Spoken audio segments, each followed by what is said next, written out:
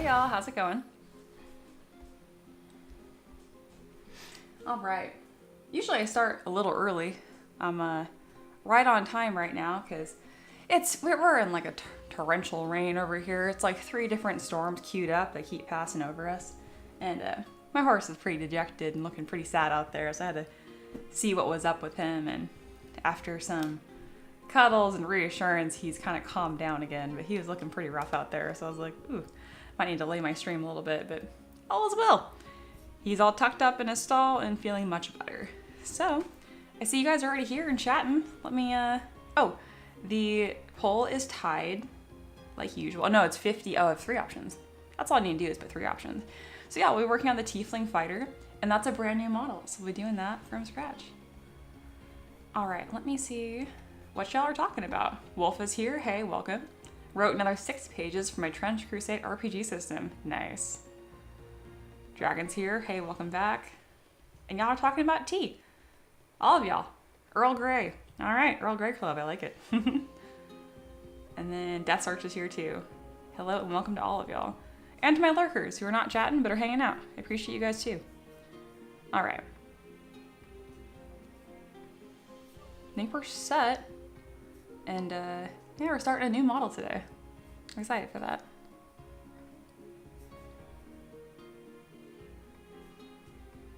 Right now I'm just triple checking all my stuff. Looks good. I like it. Can make my stuff small. Hello. Now I am small. Mike's looking good. Beautiful.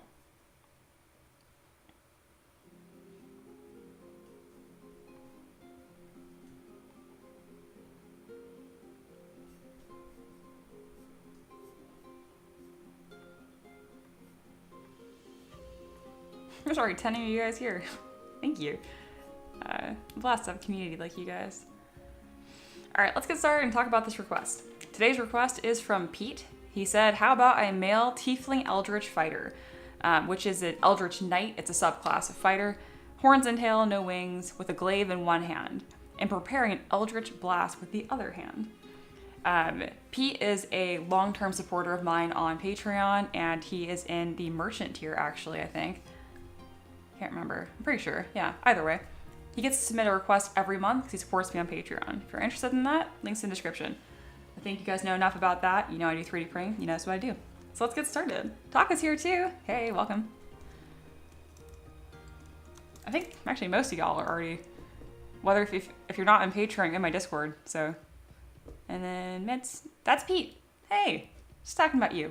They voted for your request, which I was going to be doing anyway today, but it's kind of fun to have people pick what's first. All right, so I'm going to end that poll. And yeah, Mitz says, this is Pete. Yeah, I recognize your last name. Thanks for working on the model. Yeah, of course. And everyone voted for me to work on it first today at that, which is kind of cool. So, I don't know what poll I should have up instead. How about what should I work on next? Because we're going to do the Tiefling first, and then after that, it'll be between the Halfling Warlock, which has already started, and the Eldritch Raven, which is almost finished. That just needs to get posed. And I'm not really sure what pose I want to do with that yet. All right, there's a new poll up and live, and that won't really get picked out for a while. All right, let's get this brand new model started, guys. Oh, Pete, since you're here, I actually wanted to ask you a question. Perfect. I thought about asking you earlier, but I'm an artist. I can make my own decisions. I didn't want to bother you. But what I was going to ask you is that, so it's an Eldritch fighter, which is the Eldritch Knight fighter subclass. Do you want him to be more armored? You know, I grabbed a bunch of different references here that I can kind of toy from. I'm going to do the Eldritch Blast. When I think fighter, I think more, I mean, they're proficient in lots of things, but I kind of have more of this armory looking. I like this one a lot. That's kind of a nice blend, I think, this one, as far as like armor, but still looking like a fighter and not a paladin. So let me know if you have a strong preference on it. If not, that's kind of the direction that I'm going in right now. You've always been pretty cool and very unpicky. But I still like to ask you just in case you have a stronger preference on this one. All right, let's get a rolling. So this is going to be a man. So we're going to delete my women female base mesh here. Here's our dude. I'm not going to poly paint. I find it's kind of, I'm not feeling as excited about poly painting, which is when I color them recently. So we're just going to not worry about it.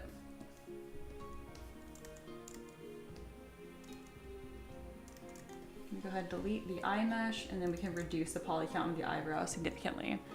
All right, and then Pete says, armored is cool. Definitely fighter focus and a fighter that is looking to head into warlock multi-class. Okay, yeah, so I'll do light armor at that. So I'm not gonna do like heavy pauldrons, but I will do some metal accents and then give them probably some inscription filigree that gives it more of that Eldritch warlock feel. All right, I got a clear idea of what to make for you now. I was actually I'm proud of myself. I was pretty spot on even without talking to you first, but it's always nice to have some confirmation too. So the first thing I like to do is I grab my base mesh here. He's pretty jacked. I'm gonna make him a little lankier to have that tiefling feel. But first I'm gonna do is see if I can grab any elements from my asset library and if there's anything that I like. Pete says, so more dark and fiendish, but always trust your artistic expertise. Yeah, of course, and I like that too. Dark, fiendish, absolutely. Do you have a particular hairstyle in mind? Because I don't plan to give him a helmet. I'm probably gonna take a short slick back with some pieces hanging down. I'm liking this one. I always alter and mess with them. I think that's gonna complement horns the best. This one's a little too much party.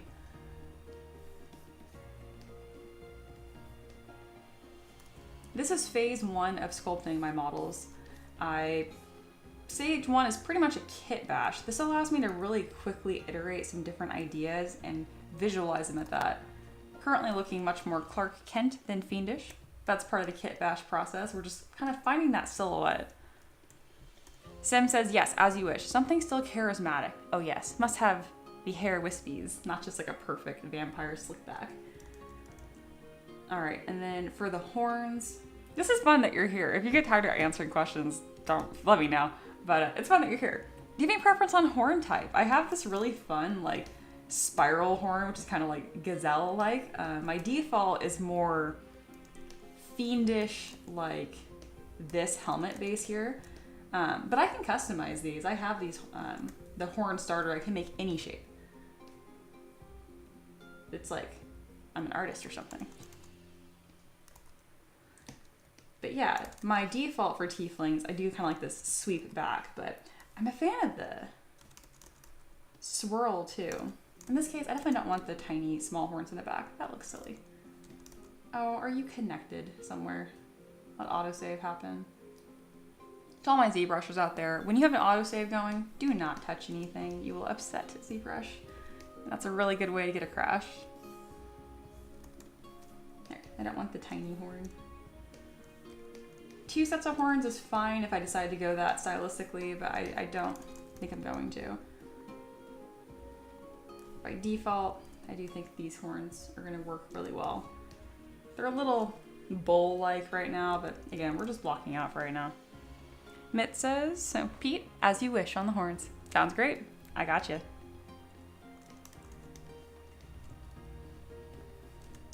And I didn't mean to snuff our very important tea conversation here. Confession, I am not a tea drinker. And I say it like a confession because I want to like tea. I am a tea drinker wannabe, but alas, I just like coffee with more coffee.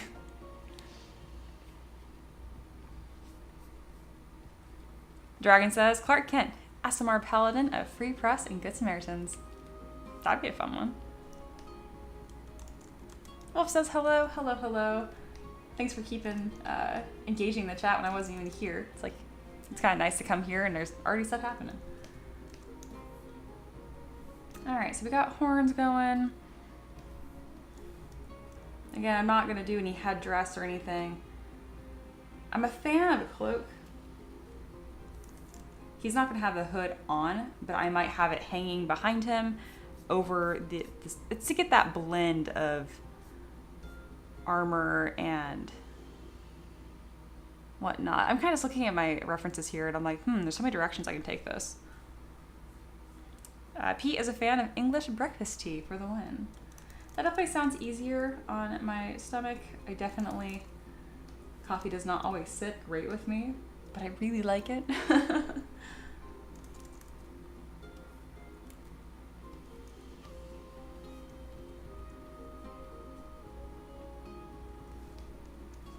Again, we're kind of just blocking out shapes right here so early on. It's kind of exciting because you can really you can see all kinds of different possible outcomes right now.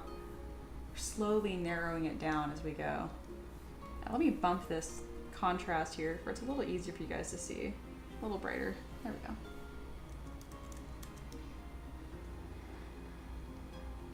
All right, I'm likely gonna make the breastplate from scratch, but I am a fan of this one right here.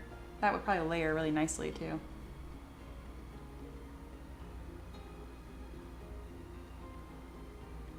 Dragon says, we need to convert you. There must be one you like. Dramatic pose. I agree. A friend of mine sent me some peppermint tea when I was sick, and I did like that quite a lot.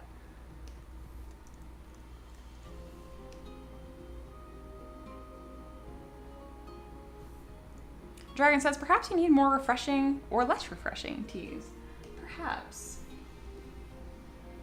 I really like fruity flavors, but every fruit tea I've tried, I did not like. The closest tea that I have liked is chai with a bunch of milk and sugar, which is pretty much just coffee again.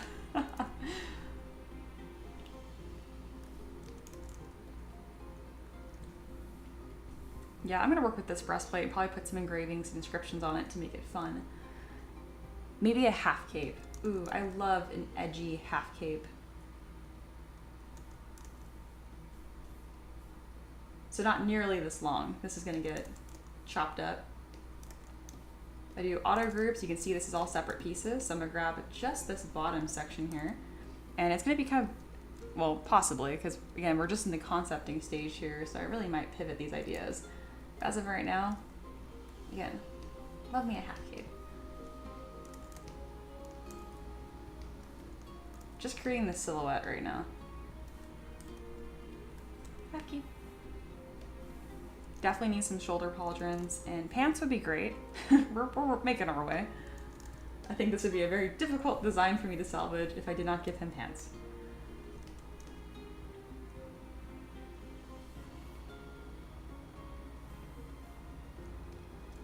Some simple metal shoes, can't go wrong with that.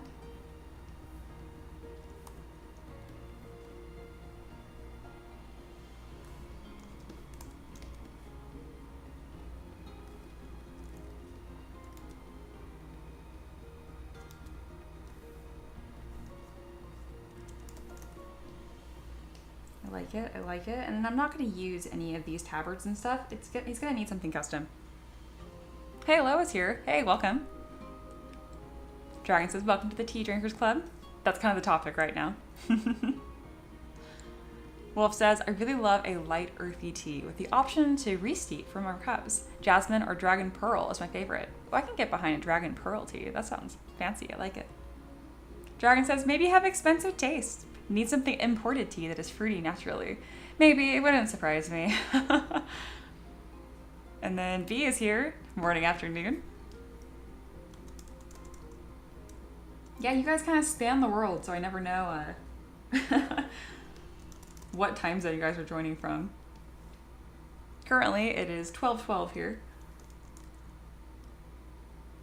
Definitely want some spikier pauldrons. I'm not loving this shape right here, but I want to have something there just for when I concept. I might take this and then flip it upside down and make it not a knee bracer any longer. So yeah, currently it is a knee pad. Let's go ahead and adjust that. I'm gonna go ahead and delete these straps on the back. That includes the buckles.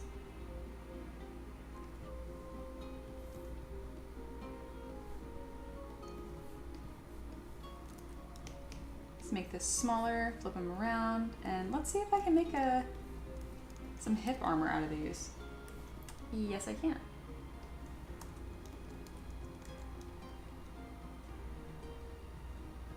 Perfect. I really want that spikier look. I'm probably gonna give it a third layer and adjust the proportions still. Okay, he really needs pants. Critically needs pants. Let's go ahead and handle that. The short shorts are killing me. We're gonna give him just like some really simple, probably like a light leather pant here.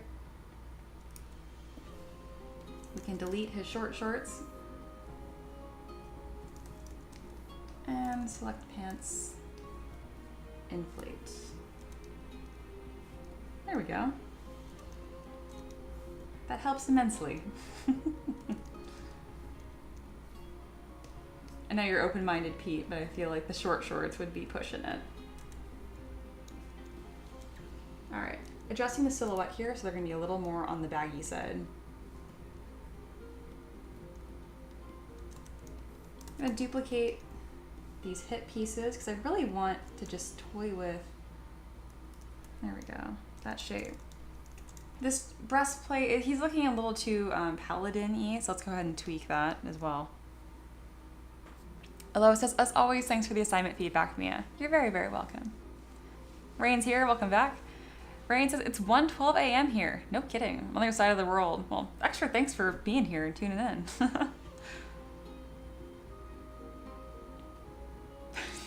Everyone putting rip Rain.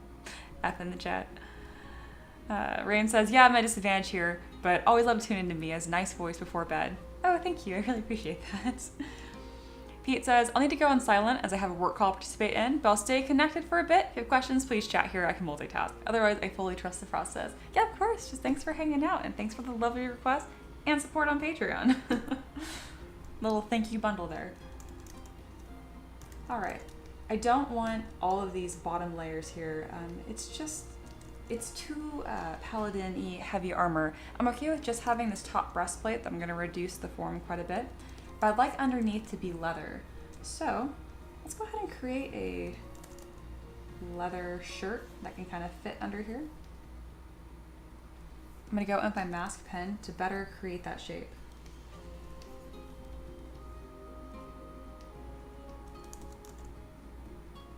Excellent. So my thought here is kind of like a leather jerkin that's underneath, because again, he's a fighter, so I'm thinking on the lighter armor side, but since he's an Eldritch Knight, then we're kind of playing with that balance again of being a little on the bulkier side.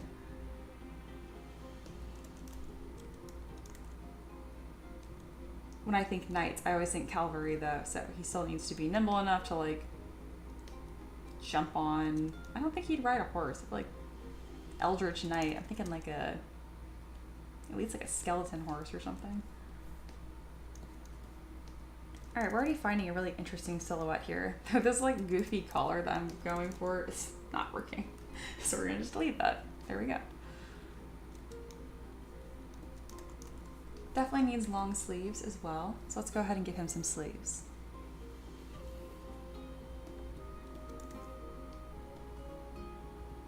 These are going to be more tight-fitting, but they'll read better once I give them some fabric folds.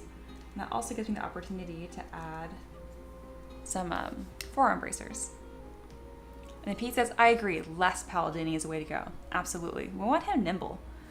And then B says, you know, I was just wondering why your fireplace is so high, and I realized it's a TV. I need more sleep.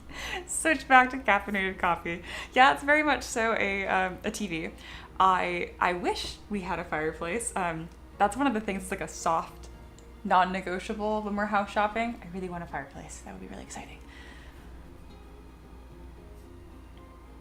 Aloha says, I love the little group that assembles before each stream, like meeting up in a cozy tavern. It really feels that way. I just, a lot of creators like myself thank their audience and their community. And I just kind of like gloss over it. Like my favorite creator is like, oh, I appreciate you guys. Thank you, blah, blah, blah, blah. I don't know what I need to say to like make it stand out, increase the intensity. I appreciate you guys so much. It's so cool to like come here and there's just already a little group waiting for me to hang out and create art. It is truly a magical feeling.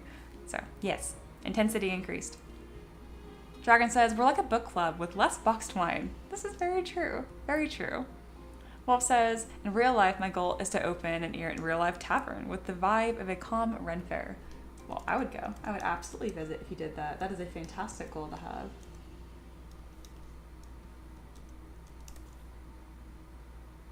I would like to do that too, but it'd have to be part-time, I guess.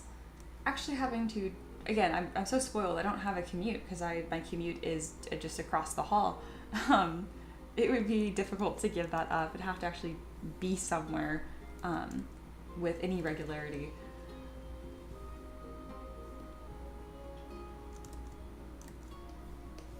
There we go. Still looks like a metal breastplate, but it's a little simpler now. And then I definitely want to add some, like, I keep saying filigree. I really mean like kind of like Eldritch runic looking engravings. All right, let's go ahead and check this out again. And then I want some bracers on the forearm. I'm gonna delete this and then load in my shoulder subtool, and then we can really get in and start refining the design. Dragon says, Wolf, let me know if that happens. Yeah, I think you'd have a little welcome party if you did that. Although it says, also, Dragon, if you don't look exactly like your little chicken profile picture, the immersion would be ruined. I agree. You must come in a chicken costume. Well said. I will try. My dad and I had this idea for years, and we're both working to get that to that point. We already have a business plan and a menu idea. No kidding. That's awesome.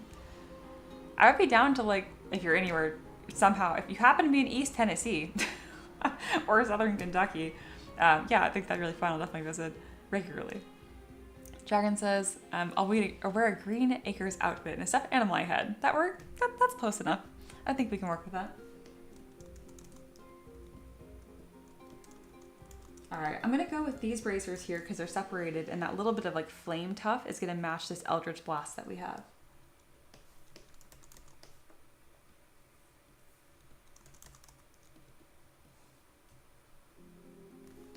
I'll need to customize that flame a little bit to be a little almost hard surface looking. That's, you guys will see my interpretation of a Eldritch Blast.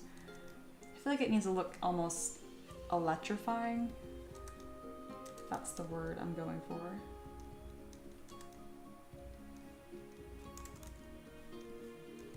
Moving along pretty quickly here.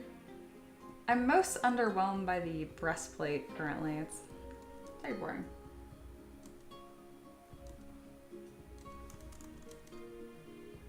The pants are kind of goofy and odd too. You know what he needs?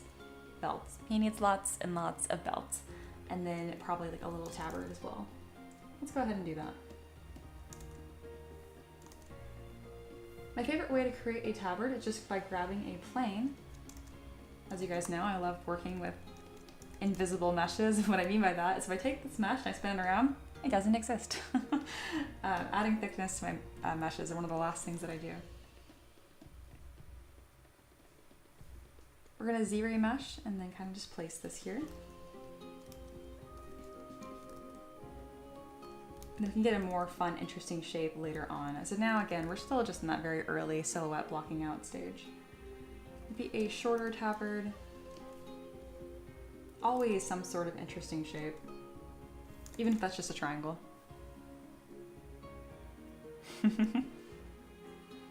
And then Dragon recorrected green screen. Yeah, I wasn't sure if Green Acres was like some like homebrew reference or whatever, but I was like, that's sweet. You already have a headcanon for your chicken costume, but that makes more sense. And then Wolf said, I am a troll, Michigan. I mean, it's close enough. It's close enough that I visit. I have some friends in Indiana and specifically in South Bend. So I'm up that far north every now and then anyway. And then I have family in Cleveland. So yeah, it's still doable.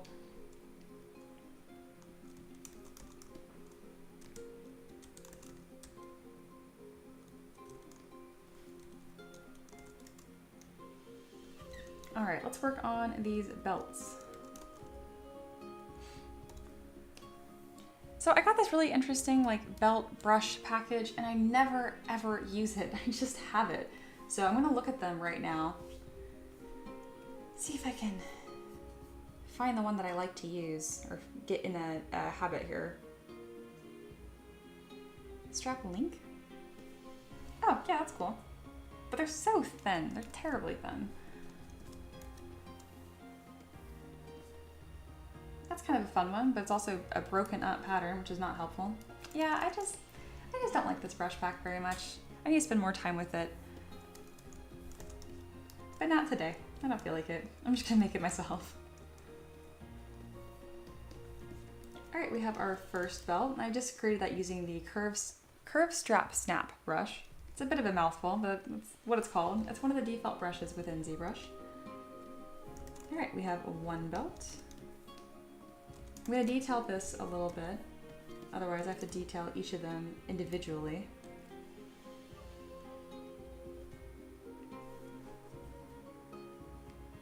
And then Dragon says, M3DM Con hosted at Wolf's Place. I would absolutely do that. That'd be so fun. Dragon will also go, and so will Taco, though they're all the way from Europe. Aloha says, all the American location names are weird to hear in real life scenarios rather than TV movies. Oh yeah, I bet. I mean, obviously to us, it feels very normal. I think the majority of viewers here are from the United States, but it's pretty close. It might be 60-40. All right, Qmush is being silly as usual. I find extrude to be a bit more reliable. Oh, it's also being silly. I just said nice things about you. All right, well, let's just extrude a different poly loop that's being less ridiculous. Oh, the construction of this is kind of abysmal. Oh, there's like 2 layers happening here. Nope, nope, nope. Delete. We're gonna recreate that. I thought it was interesting that it had like a seam, and I was like, oh, that might add some more detail. And then no, it just means the topology is awful. So, surprise. All right, there we go. That's a belt we can use.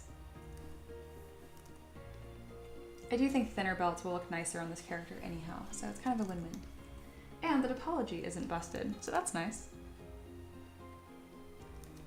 All right, I'm gonna add some trim pieces here by inserting 2 edge loops in the top and bottom, and then extruding with poly loop. Excellent, now that I've done that, there's a couple key things that make belts look like belts, and it really is all of the like composition of it, and that's where I can probably use this belt brush I have. I need to name these things that I understand, because strap length means like nothing to me. Strap knot, sure. These aren't curved or anything either. Oh, interesting, it's a curved brush. I wasn't expecting that. It's kind of neat. Wish it wasn't acting so chaotically.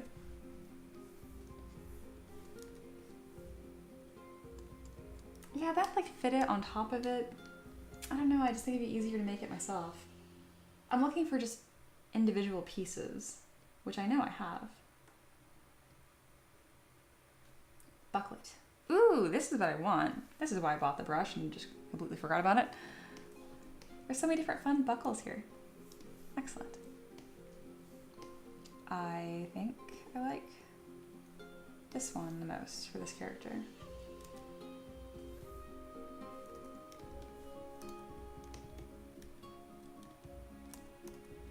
Beautiful.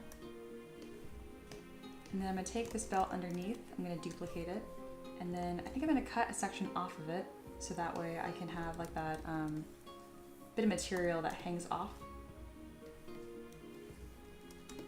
Let's see if that works. I'm not sure if it's going to.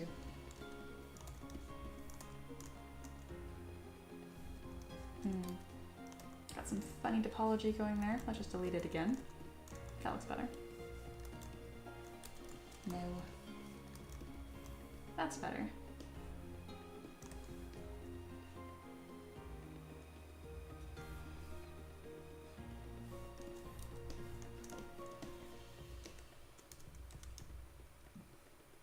Yeah, it's gotta have that section, you know, that the belt actually goes through. It's such a small detail, but it's really worth the effort. I'm spending enough time on this belt that I might even add it to my asset library. All right, let's get this fitted in a way that actually makes sense. There we go, but not spending too much time, because I might just get rid of it anyway. I might not even want a belt for this character.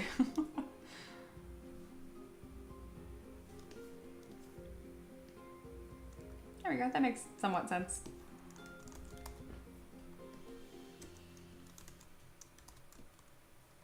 Gonna merge down all these pieces so I can start moving them around, and then there's belts everywhere. We're gonna pivot at the corner of his hip here and then rotate down. And also change the size just for a bit more interest and like variety of shape.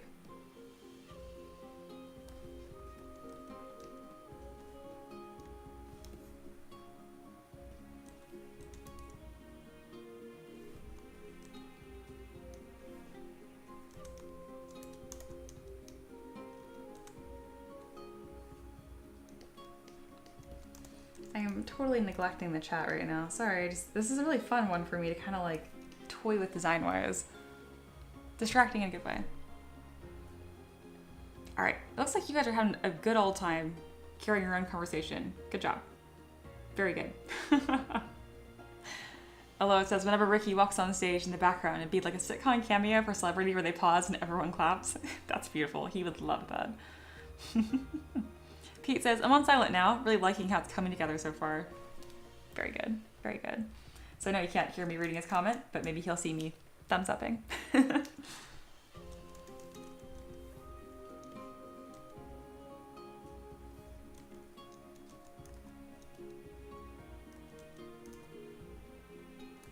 All right, I like parts of this, but it needs help. It needs layers, it needs finesse. I might want to not spend too much time right here because the pose is going to change this greatly, but I can't help myself. It's so fun to work on details.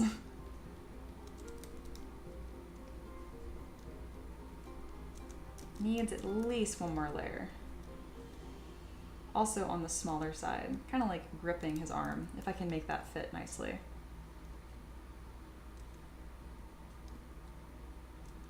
Somewhat succeeded. Ooh, it's really, really crooked looking. It's very, very odd. I don't like it. So the way to make that successful, what I needed to do was take this top section and split it into its own subtool. There we go. So now when I adjust the bottom, it's not so sensitive, and I can get more of that layered look that I want with ease.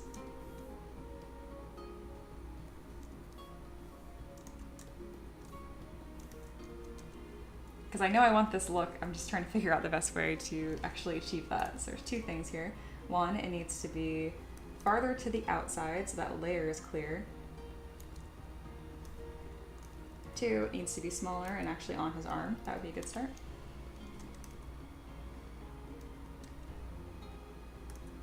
Move it upwards. And then now let's do 1, 2, 3. That looks so much better. Excellent. That's what I was trying to do earlier. Haha. Can't really figure out what I want to do with this. Ooh, there we go. That's what I want to do with that. What a happy accident. Very nice. Channeling some Bob Ross right now. I mean, I guess it wasn't an accident. I was trying to find shapes there, but it wasn't intentional, so it felt like a happy accident.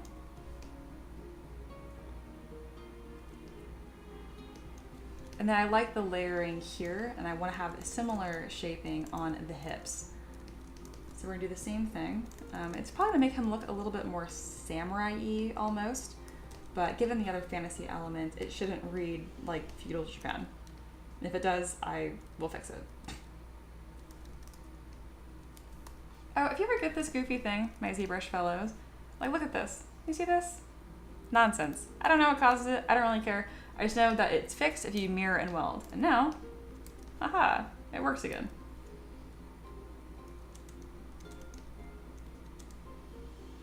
There's so many things in ZBrush where I don't know what's causing the problem, but I know it fixes it, so I don't really care.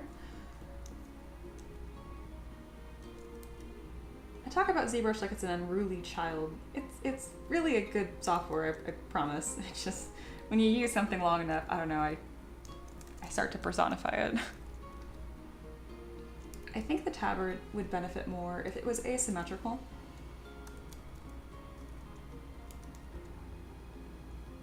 Not sure why. I just think it'd be nice. It feels more warlocky for reasons.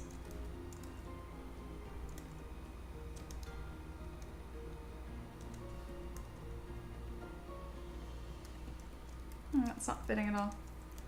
Let's try again. Let's do one piece in the center, duplicate, and then we'll have two smaller ones off to the left and right, which is the opposite of asymmetrical. But there's just some shapes I want to find there.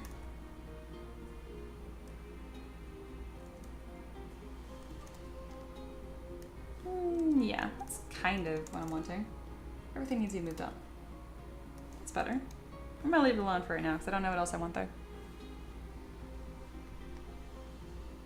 And then Wolf asks, what is your favorite RPG system you peeps have played? Currently, I have one, which is Dungeons & Dragons 5e. But I mean, I have played Pathfinder Wrath of the Righteous, which is a video game, but it is just all Pathfinder rules, and I do find it really fun, so that is cool. Let's see, Dragon says, honestly, I really like Pathfinder 1, which is basically D&D 3.5. That's what I've heard. Wolf says, I need to mute because work, but we'll still be watching you and chat. Very good. You get thumbs up. Every time I thumbs up, that's me talking to you guys. Dragon says, Castle and Crusades is also pretty good. I felt like there wasn't always something for my character to do, but that might be an unfamiliarity with the system.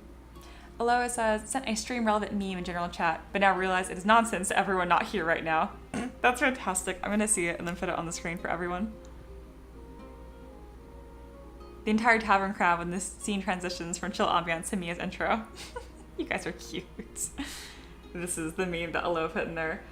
If you guys aren't in the Discord, I literally have an invite pinned at the top of the chat. Join, hang out, you're absolutely welcome. I actually changed the name from M3DM Patreon Hub to M3DM Community because I don't want you guys to feel excluded if you're not supporting me on Patreon. Though it is, you could join for free, so there is that. But at the very least, join the Discord if you haven't already. You're very, very, very welcome and invited.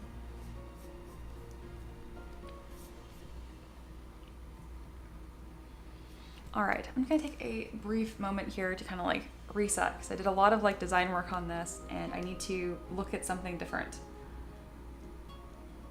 All right, gonna like rest my eyes for a moment. Also, while I'm doing that, I wanted to show you guys something super important, but not really relevant to my job. I also, where did I put it? I make little crochet things on the side and I put them in Discord, but I made a little deer yesterday. This is Derp the deer. I think the actual name is Willow. These are all like woobles. But I have so much fun making these and I have like 10 off screen.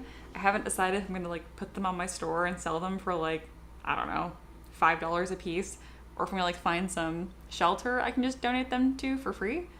The thing is that the eyes, if they do come off, they're a choking hazard for like small children or dogs, so they can't be like toys in that sense. But if you have anyone that wants cute things, I'm making more of them. I want to start like crocheting stuff like this that's based off of my own monster designs. I think that'd be really fun. As of now, I'm just following patterns that I find online. So yes, this is Derp.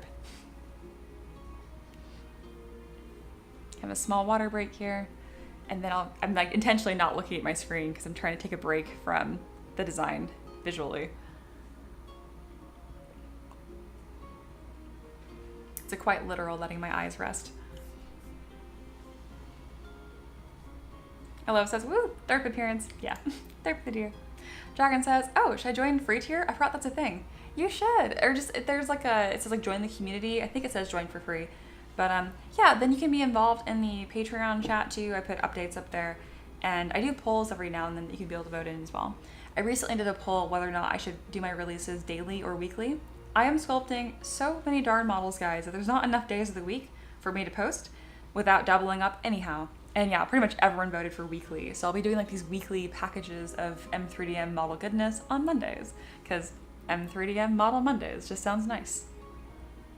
Dragon says, let's play, what am I gonna cook for dinner? Yeah, I'm gonna guess that you are making soup and grilled cheese. That's my guess.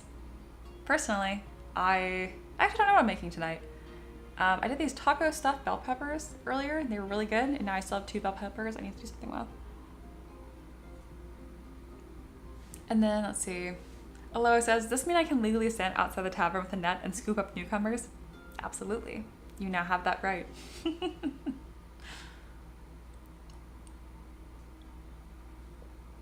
You guys are so silly. Oh my goodness.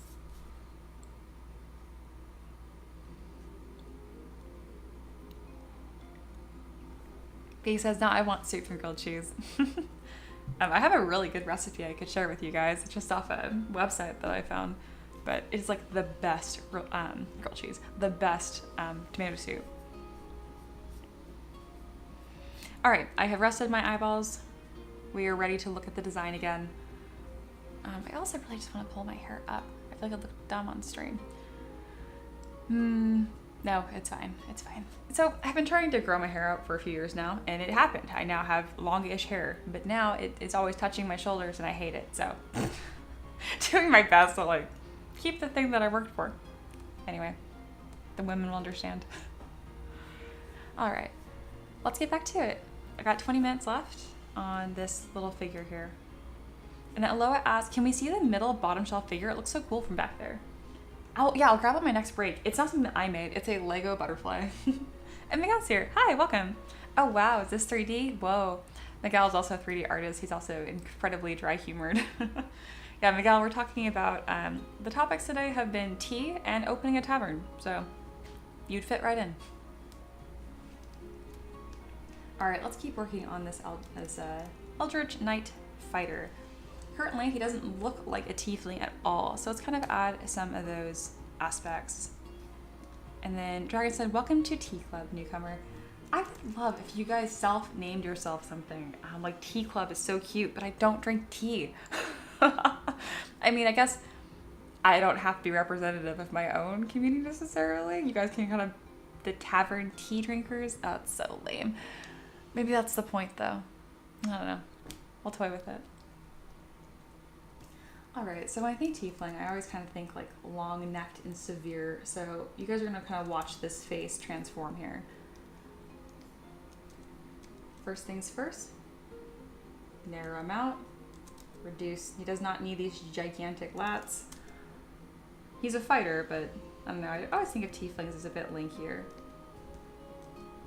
Gonna inflate his lips a bit because there's a small gap that looks silly. Gonna lower his nose bridge. Kind of pull his nostrils up, get that sharper triangle feature here. And then Miguel says, go for it. Call it Mia's Tavern, something easy to remember. That is a good idea. And then Dragon says, tea drinkers makes me sound like a teetotaler though. Wolf says, for some reason I picture Aloha as a kobold or halfling as a door guard. That would be precious.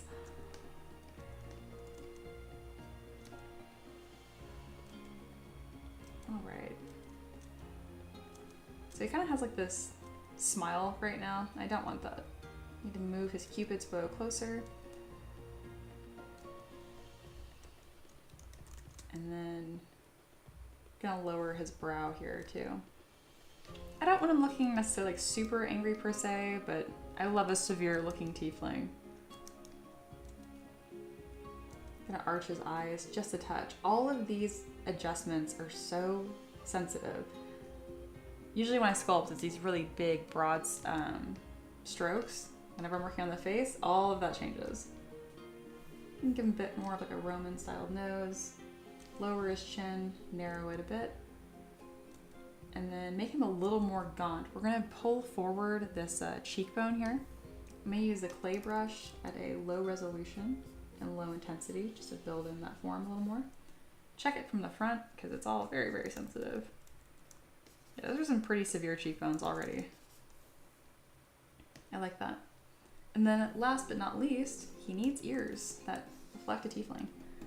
I like to mask them and grab my transpose line and kind of just pull this form out. And that's been really, really successful and quick while still maintaining the correct anatomy on the inner ear. And then I don't have to resculpt at all, which is great because I don't want to do that every time. All right, and I usually go to the back side of it with back face mask and add some more volume because otherwise these little things are kind of just pointy and sensitive. To be 3D printed. If you're new here and you're like, that was an odd comment, all of these things are 3D printed. That's why I said that.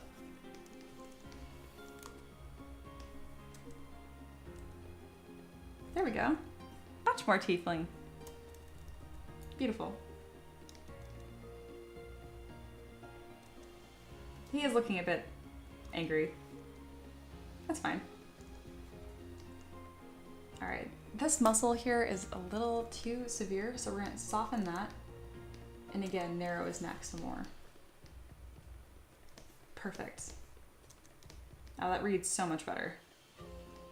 He still needs a tail.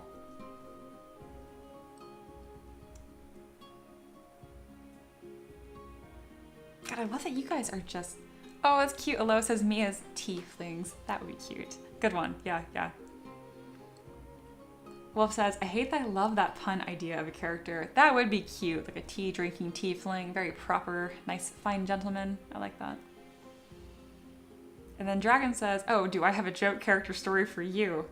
We're all listening. Aloha says the wolf, I'm pretty obsessed with Stitch in D&D terms. Anything like that's great for me.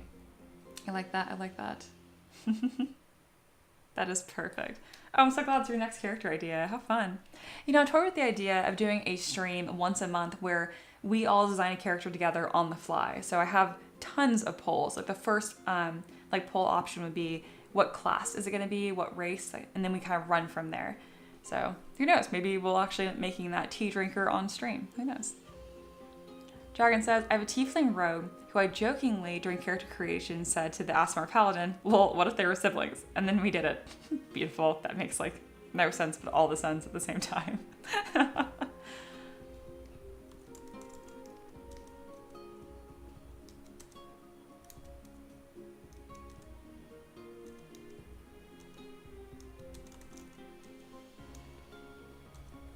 Adding a small curve to the belts here, otherwise they kind of just fall a bit stiff.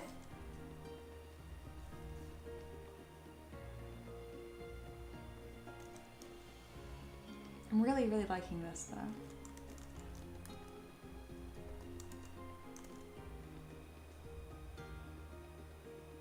I'm not totally sold on the hip things yet. They are getting there, but they're not done. Same with the puffy pants. Those are also looking a bit silly. The boots are also a little small. There's some clipping errors happening there. Let's go ahead and fix that while we're here. Very nice.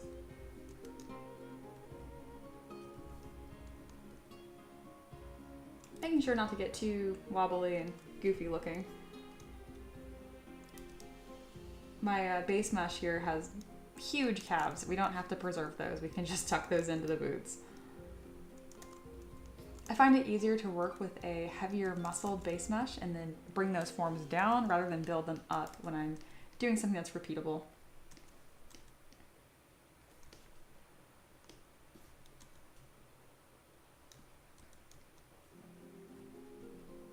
All right, that looks good. We're still kind of walking that line of it's looking a little paladin-y. I think part of that is due to these hip things. Yeah, these are too big. Go away. Gone. These thin ones here I do like. Let's put them a little higher. No, that's too high. Again, silhouette is sensitive. This is where a lot of those design choices come in. It's kind of like, it's one of the most fun parts about my job. I do like that, and I think I might need even more belts. I'm gonna duplicate this one and see if I can do like some cross belts on his chest. I think that could be nice.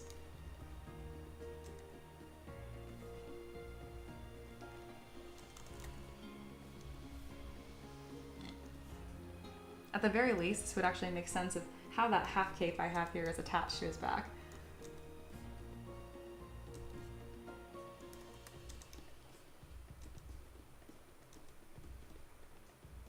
Mostly just a fun silhouette piece for now. It's growing on me. It's slowly becoming more and more important to the character, I think. Yes, I love that belt across the chest. Very nice. Miguel said, I just finished a Grell, brain monster with a beak and tentacles, who was holding blasters. Beautiful. I can't help but think of Frank from ASAP saying, and then I started blasting. Sunny, always sunny in Philadelphia? Yes, yes, yes. I missed the I. Aloha says, when you use a hair strand brush or have something like curve strap snap, after you draw it out, separate its own subtool, how do you remove that drawing line that stays on the base? Oh, I know. Isn't that so silly? The way that you fix it is when you have your curve brush active. Okay, let me first explain what they asked. When you use a curve brush, this line is there, and the line just stays there. And it will stay there pretty much forever until take your stylus and just click somewhere on your mesh. Anywhere. But don't click on the line. That will change it. Somewhere that's not on the line, but on the mesh. Click over here, doesn't fix it. On the mesh. There you go. Very good question though. That drove me crazy forever. Dragon says that's a great mental image. I agree, and that's referring to a couple things I missed at the top here. Dragon kind of expanded more on this really funny character they have about their tiefling rogue who has siblings with an Asmar paladin. They continue and say, now canonically they exist because their dad's a stereotypical bard with an army of lovers, and while the characters don't know, it is the god of rock music. That has also led to Lut's belt buckle decorated with a succubus. Hey, DM, is this a depiction of a succubus mom? Beautiful. Oh my goodness. And then Lo said, that's so specific but simple. Thank you. You're very welcome. That's a good description of ZBrush in general. It's a lot of very, very specific maneuvers. All right, this is looking really good. I think this is worth a stamp. I like to kind of show the progression of the character on stream at a glance. When we first started this stream, we were up this upper left-hand corner here, this guy. And we've since come here in just about an hour. It says an hour and 20 minutes because I accidentally started the stream a little early without me actually being here. That's okay.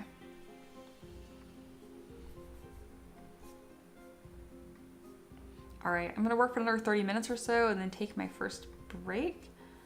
I might walk around now, take an early break. We'll see.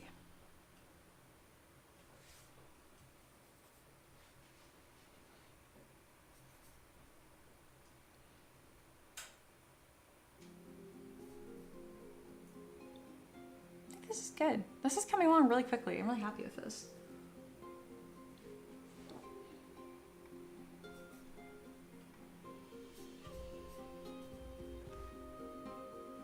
Pete says, looking great so far.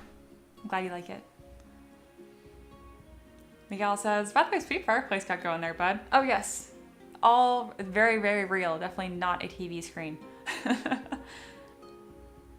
Wolf says, making those pre-made items help you so much. It's really a great tip, doesn't it? And then I can like iterate super quickly and then bam, there's a character here. I was worried when I first had this asset library idea that my characters would come out looking really samey. They really haven't. I haven't struggled with that at all. I'm really glad. I mean, it's important that you're still taking each character, giving them their own thought, you know, and not bending the character design to what assets you've pre-made, but rather the other way around.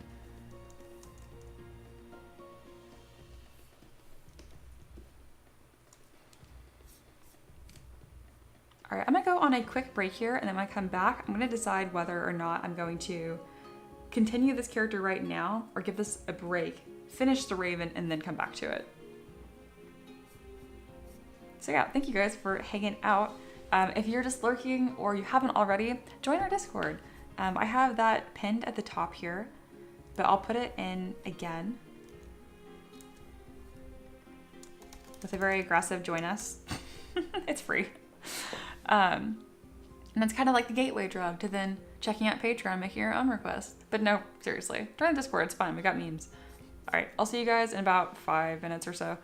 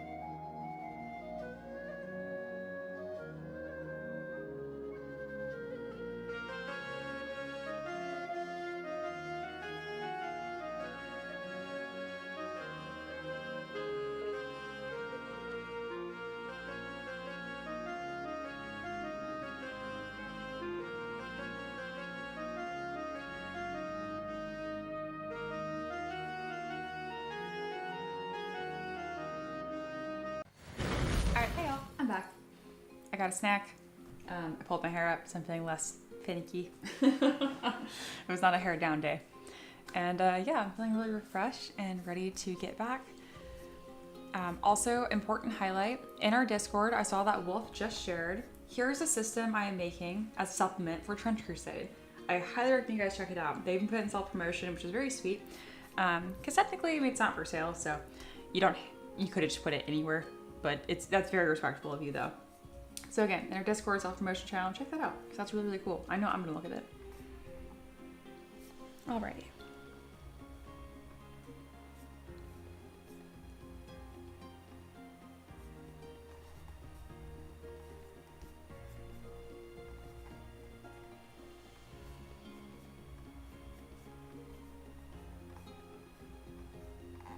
Reset our timer, and we're good. Hindsight's back. Hi, welcome, welcome. And then Miguel is on their way out saying good stream. Yep, thank you for joining. And then you guys being cute join us. We didn't have anybody join, and I have a strong feeling it's because all of you guys were literally already in the Discord. Very, very sweet.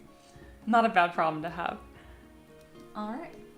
So I want to detail this breastplate, and then I think I'm going to send this over to Character Creator 4, and then leave the rest of this be.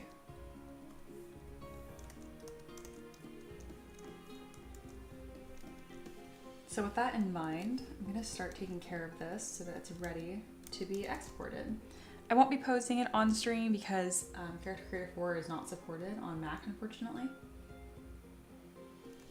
But at some point, I'll definitely have a stream where I show you guys how I do that as well. I still have quite a few models that I pose manually outside of Character Creator, so you'll be seeing that either way. You notice right now I'm kind of coming through here and I'm splitting off any symmetrical pieces because Character Creator 4 does not understand that, which is a-okay. It needs to have a distinct left and right for each subtool.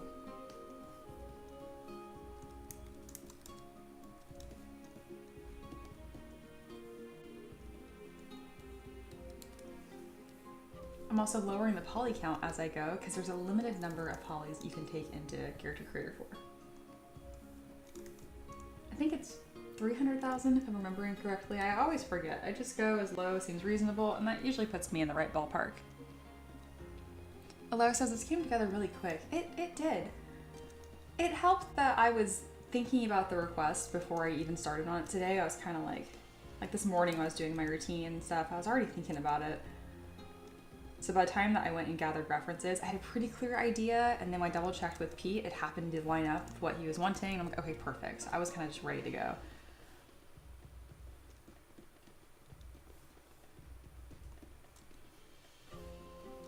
Right now I'm just kind of taking time, making sure his hairstyle actually complements his head, and we don't have any weird seams or gaps or anything like that. To make it not look like plastic Lego hair, just make sure you don't have perfectly smooth edges. That helps a lot. So you can see I'm taking my move brush and kind of nudging some of this into his scalp. Now to complement the horns, we don't want any odd clipping, and it's nice if the hair kind of moves around it. So let's pull that back, and then I can come in here with my new Move Topological brush to grab individual strands to make sure it's falling really nicely.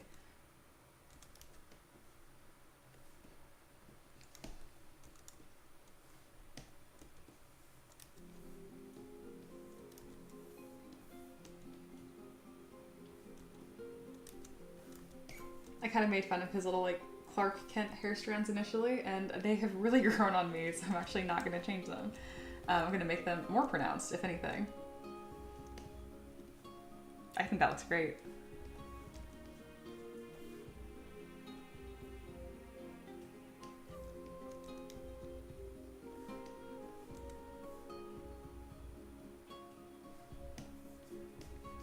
So Aloha, you recently worked on that hair assignment. You can kind of see how I created this hairstyle here. We have that hair blob underneath. I just used the rake brush on it, which is the same one that you use to detail your final. And then those hair strands are just sitting on top in kind of this little clump. And they're all poly groups, so I can kind of grab them and move them around. That's the combo I like to do. And then to make it 3D print ready, all I do is I usually subdivide once to smooth it out. So before, after. I'll run my inflate brush over it a few times and then come over to my gizmo and click remesh by union. So it's a pretty similar process. If you wanted that clarification, now you got it.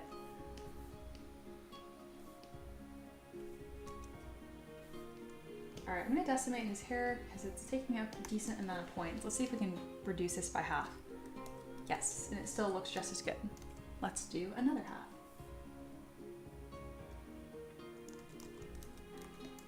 Excellent. I don't want to go too much farther than that. And then I think I want to mess with the horns some more too. Ooh, that's better.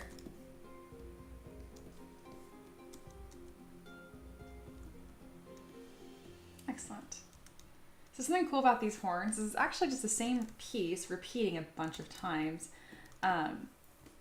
So it's pretty easy for me to come through with my standard brush, and then I can kind of like just pull up some of these edges here, and it makes it look a lot more interesting and fun.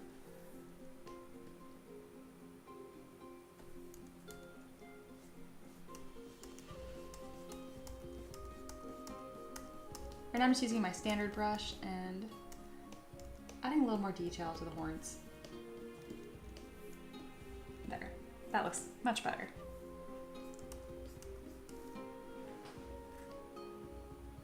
I'm not too worried about the back. If I want to add additional texture, I like using Dam Standard and then this alpha here, and then kind of adding some roughness and some cracks. If I do this, I think it'd look best asymmetric.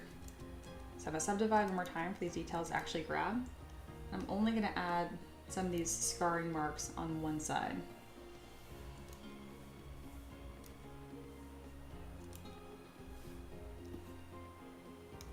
Very good.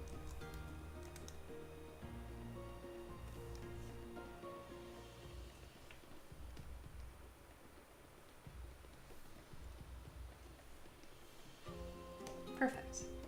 And I'll go ahead and decimate these horns as well. They're a little thin towards the top. Let's fix that.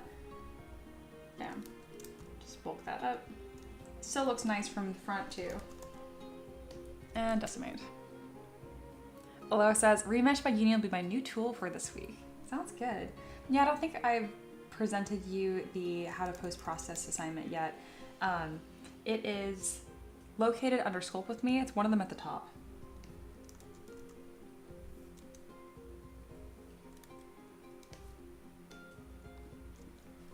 All right, looking good. I'm gonna go ahead and merge the hair and the horns for my husband later. That's just gonna make that much, much easier. Same with the eyebrows. That looks ridiculous, so closely zoomed in. Can merge that down too.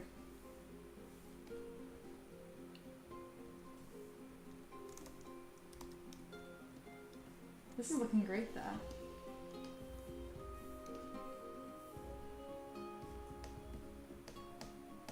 Another thing with Character Creator is that it does not like subtools that are named the same thing. So I'll need to come through here and rename all of these.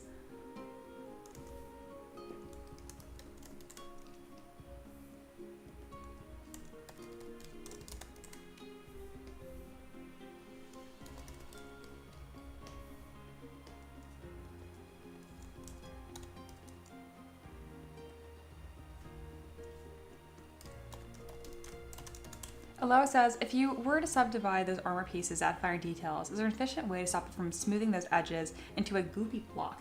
Yes, there is. So check this out. So this is that nice piece, right, which is armor. If you subdivide, goopy block, well put. You fix that by using the Z Modeler brush. So have your wireframe turned on, holding Shift and F. Zoom into an edge you do not want to goopify. Hold your cursor over the edge. I need to give you a Z Modeler assignment. Okay, mental note. Hold your cursor over the edge because it's different, whether it's on a poly loop, a point, or an edge. Different functions. It's very, very sensitive. Hold spacebar and then select crease and edge loop complete would be fine here. Now when I click, it's going to crease this edge. Gosh, you can barely see it. This is very difficult to show you. See through the tiny, tiny, tiny dotted line. Just believe me, that's there. I try to zoom in as much as possible. Anyway, now when I click subdivide, bam, it maintained that edge. So before, after. If you want to do a better job, go ahead and just keep clicking it. Bam. So now you can see this top piece here has kept those sharp edges, and the bottom ones did not because they were not creased. You can really tell as I continue to subdivide. If you don't want to do it manually, you actually don't have to. There is a crease button, which is located under geometry, I believe. Yes, so subtool, your tool, geometry, crease, right here. And you can adjust the tolerances and stuff here as well. So then when you click crease, it will do its best to kind of smart do it for you. So that's the smart option. It did a perfect job. So yeah, there you go. The more you know. That was a great question. I guarantee that helped someone that was just lurking and hanging out too.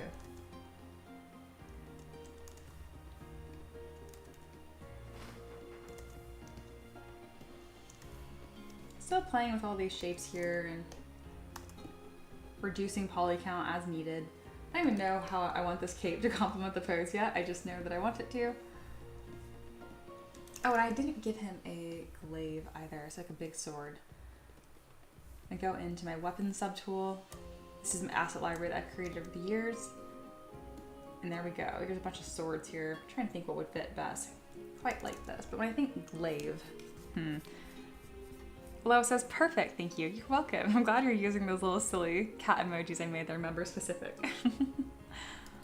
They didn't take much time to upload, but still appreciated being used. Oh, that's right. A glaive isn't even like a longsword stuff. It's like, I know I made one recently. Where is it? Did I not put it in my asset library? That would be sad because I made one recently. There it is. Found it. Just off to the side. Very good.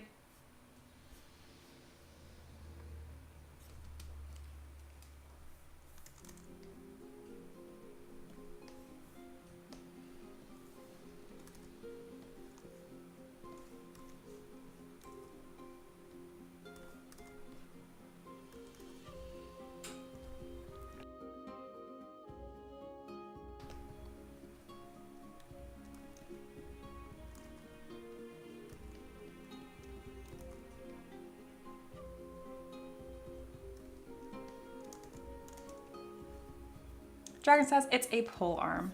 Yes, you were correct. Aloha says, oh, by the way, Mia, are you playing Monster Hunter Wilds on launch? It's like 10 days away. I had no idea. Yeah, probably going to.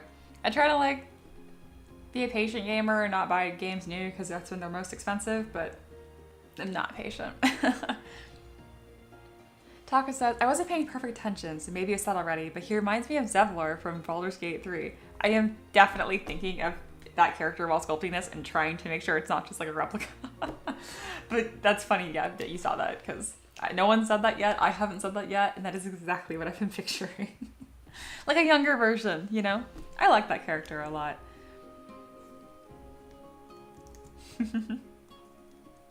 Yeah, I'm really excited about Monster Hunter Wilds. It is just around the corner.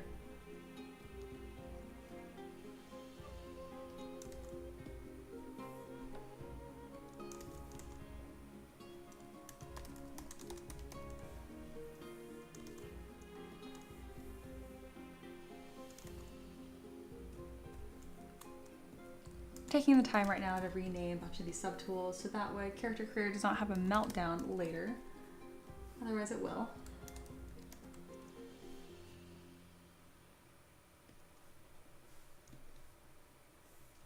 Hey, Foxy's here. Hi, welcome back. Foxy says, I forgot that character's name. Yeah, he is a little forgettable and it's so early in the story. I mean, you do see him later, but I don't want to spoil anything for those that haven't played the game.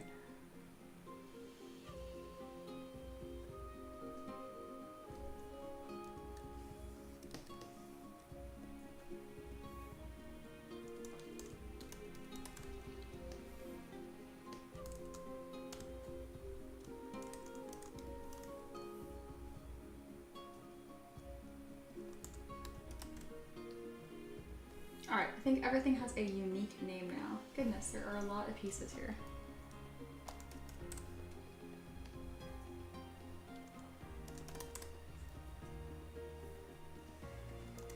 Perfect. Dragon says, welcome to the Tieflings, Fox. We've been toying with different names to call ourselves. very, very influenced by our early discussion about tea and this thing that I'm sculpting, a tiefling. Elo says, glad to see the tieflings is catching on. It's especially funny to me because I don't drink tea, but I'm a wannabe tea drinker, so I think it works still.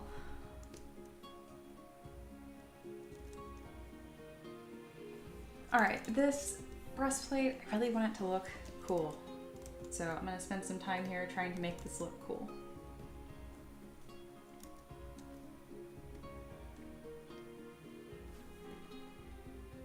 I think this will really benefit from small details, which maybe not the most 3D print friendly, but that's not my worry right now. I'm more worried about it looking cool. That's my #1 priority. I kind of like that just happened there. I didn't even really intend for it. Oh, that's cool. Okay, ZBrush.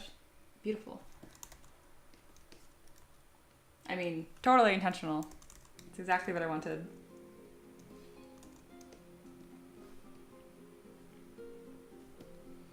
Can I extrude a small trim piece on that too? Or is it going to have a meltdown? Ooh. I'm really happy about this. Nope. Yes. That's nice.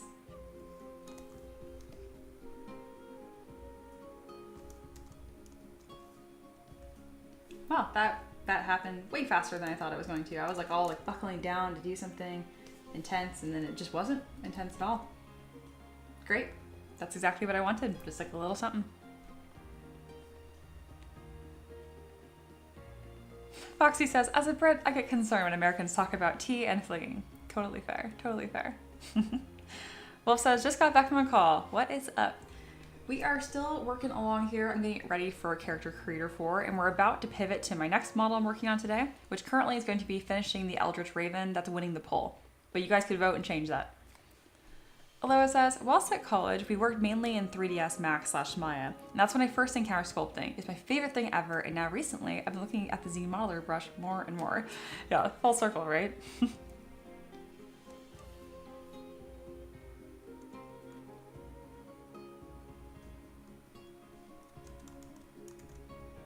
think I'm gonna create that Eldritch Blast now, so my husband can pose that. I might use this. I don't know why. I think I can use this. I think it's gonna do what I want.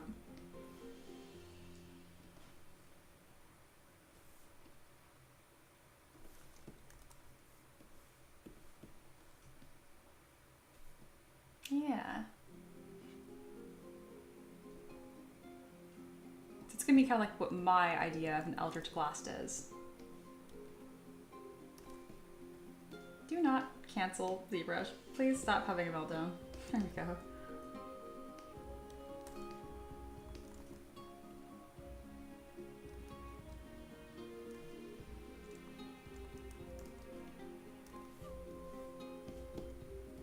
So this is gonna be a spell effect that he's launching out of his hand. Kind of put it off to the side here. And then be really careful with how I handle this.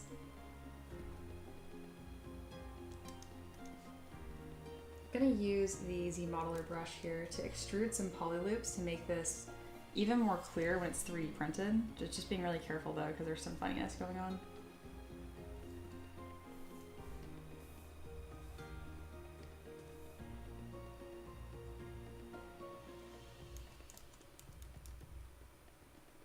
There we go.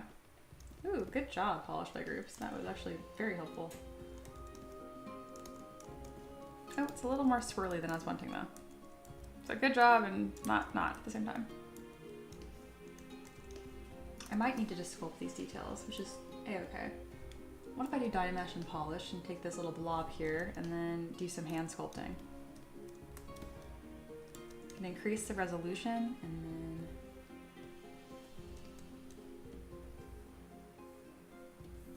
draw out some lines here.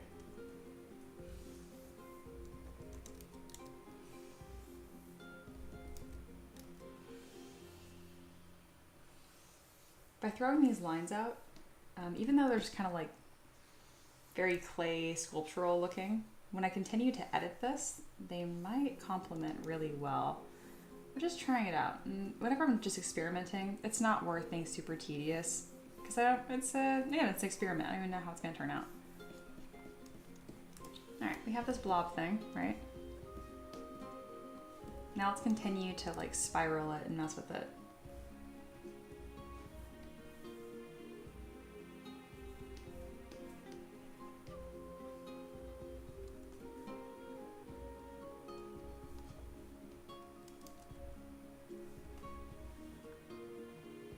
Oh, Cheese is here. Hi, welcome. And then Aloha asks, oh no, he asked, what is getting worked on? This is going to be a Tiefling Eldritch Knight, so that's a fighter subclass. Alright, now I'm kind of just playing around with an Eldritch Blast spell effect. It's looking more like a drill. Kind of cool though. And then I think I'm going to coat the whole thing with a surface noise modifier because I really want it looking gritty.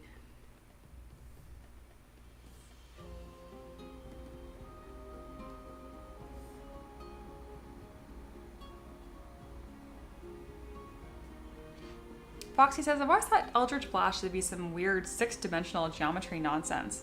Same. That's kind of why I just keep like layering and layering on this. And this is just one piece. I'm actually going to duplicate this a few times. On the same wavelength though. Wolf says, I cast unstable modeling software. Honestly, don't. ZBrush will just crash. It will feel a shift in the force and it will just be like, okay, done. That's okay. That's why I chronically fix it.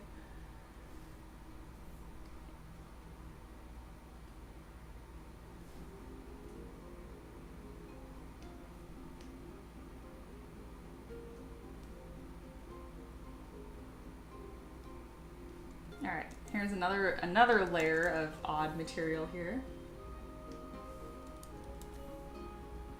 I'm having a good time. This is just an odd thing. Now I'm going to pull off some sharper forms.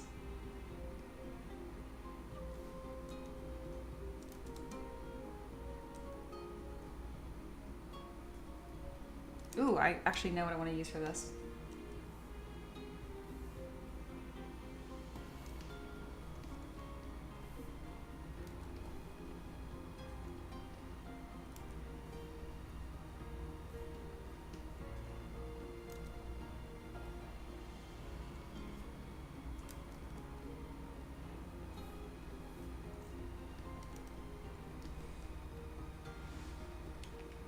Hey, Zachary's back. Welcome back. Zachary says, you've said in the past you're a Blender snob, but I ask you this. Would you rather make a model in Blender or a smoothie in ZBrush?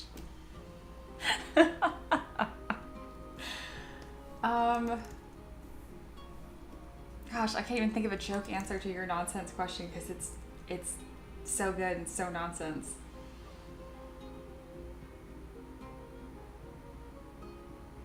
I would say a smoothie in ZBrush still, just because, you know what? On my old computer,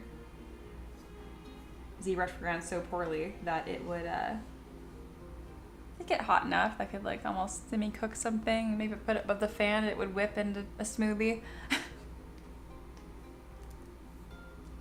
Dragon says, I discovered Blender from Minecraft building last night.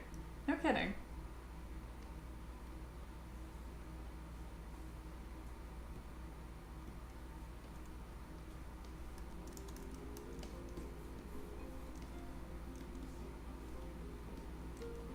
All right, now begins the last part of it. I have a shape that I think that is interesting and workable. And now we're going to do stuff with it. I might just throw it away if I don't like it. But I think I'm gonna like it. It's looking a little more wispy instead of like this sharp electric feel that I was thinking of. But I can, we're still in that design process, so who knows what's gonna happen.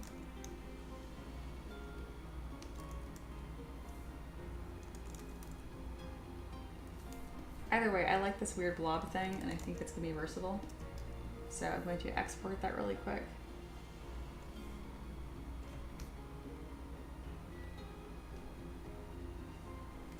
I'm going to call it just blob swirl. It's kind of a nonsense thing.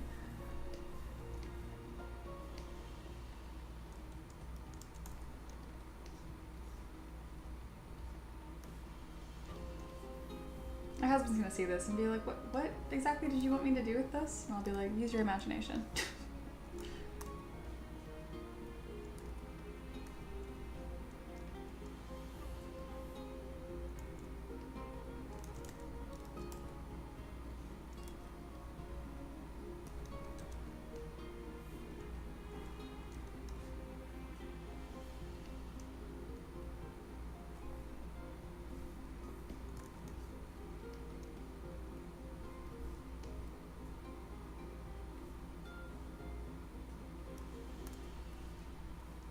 There's the sharpness I'm looking for.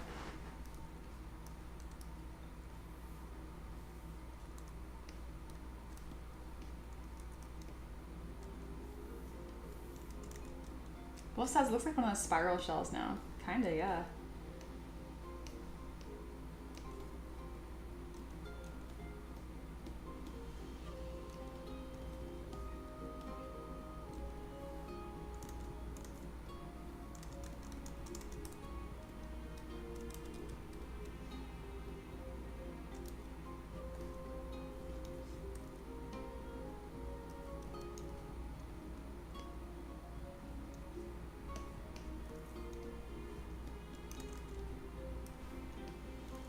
That is gonna look really, really cool shooting out of his hand.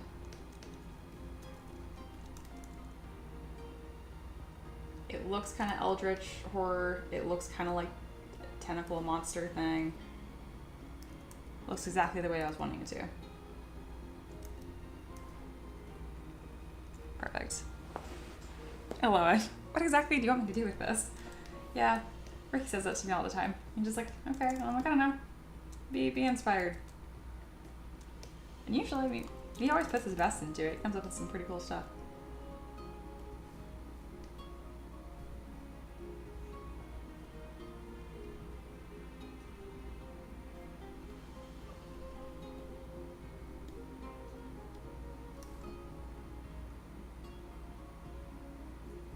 That is a really cool form. We got some really fun stuff here.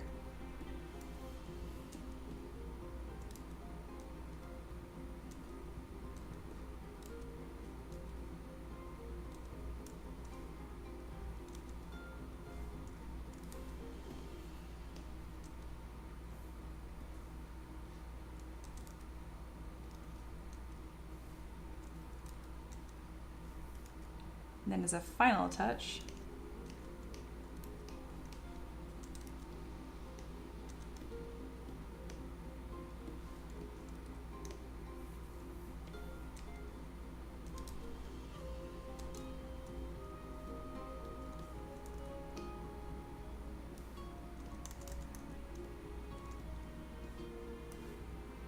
alright, weird blob that could be painted as a lot of different things that I'm quite a fan of.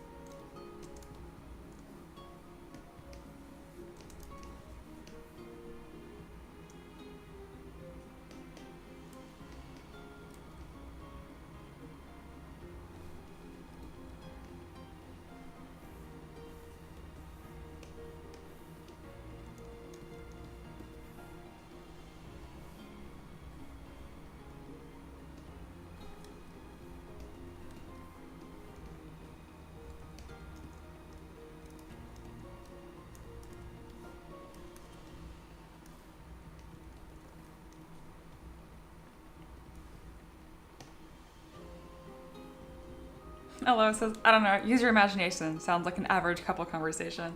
Absolutely. And this year and the end of August, September? August, will be Ricky and I's 11-year anniversary. Neither one of us are terribly great with dates. And I don't mean like going on dates, I mean like literal dates. We have forgotten our anniversary a few times almost, except our friend was lovely and messaged us happy anniversary, and we're like, haha, that's really funny. And we're like, oh my god, it's actually today. And then we celebrated our 7-year anniversary 2 years in a row. So it happens. It's not that we don't take our relationship seriously. We're just not big on like milestones, I guess. That sounds ridiculous. I swear it makes more sense in the day-to-day.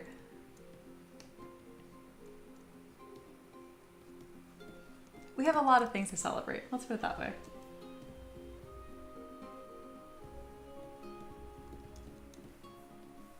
Excellent. That is such a weird, cool spell effect. That's going to print beautifully and look really, really nice. It's not as sharp as I was wanting it, perhaps. It's still quite nice, though.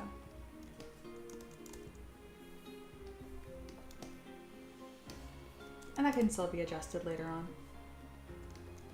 Just in case I think I'm missing out.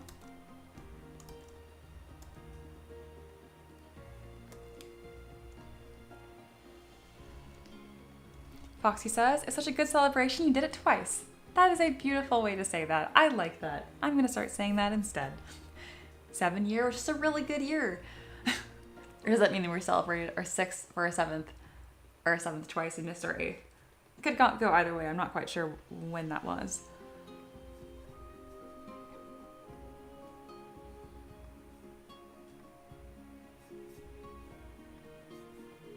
Still, very nice sentiment. I like how you pivoted that, Foxy. I also greatly appreciate that many of you have the same username on Patreon that you do here. It makes it very easy to keep track of you.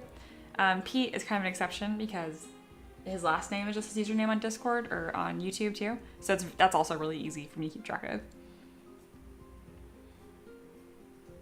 There we go.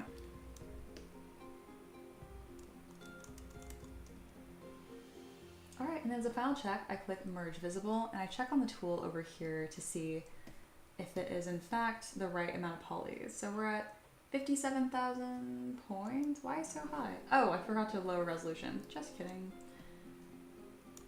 Just to click all low, and then merge. There we go. All right, we're at 392,000 polys. I think that's too much. It needs to be 300, not almost 4. So I need to reduce resolution somewhere. So all I need to do is, or just put subdivision levels in. That's also an option. There were a lot of things I didn't check on, so I predict I'll find something that's pretty easy to reduce. Oh yeah, the boots are like 20,000 points, so they don't need to be at all. Let's go ahead and fix that. That's probably a little too low, but it's fine. Bam. That's gonna help a lot.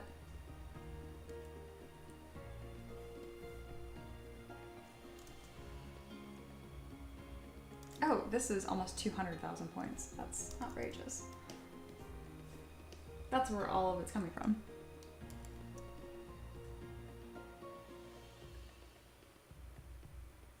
Was it nice topology before? No, so this doesn't matter. Because I'm going to re-detail this. It kind of looks like seashells almost, but I'm not going to worry about that until after it's posed.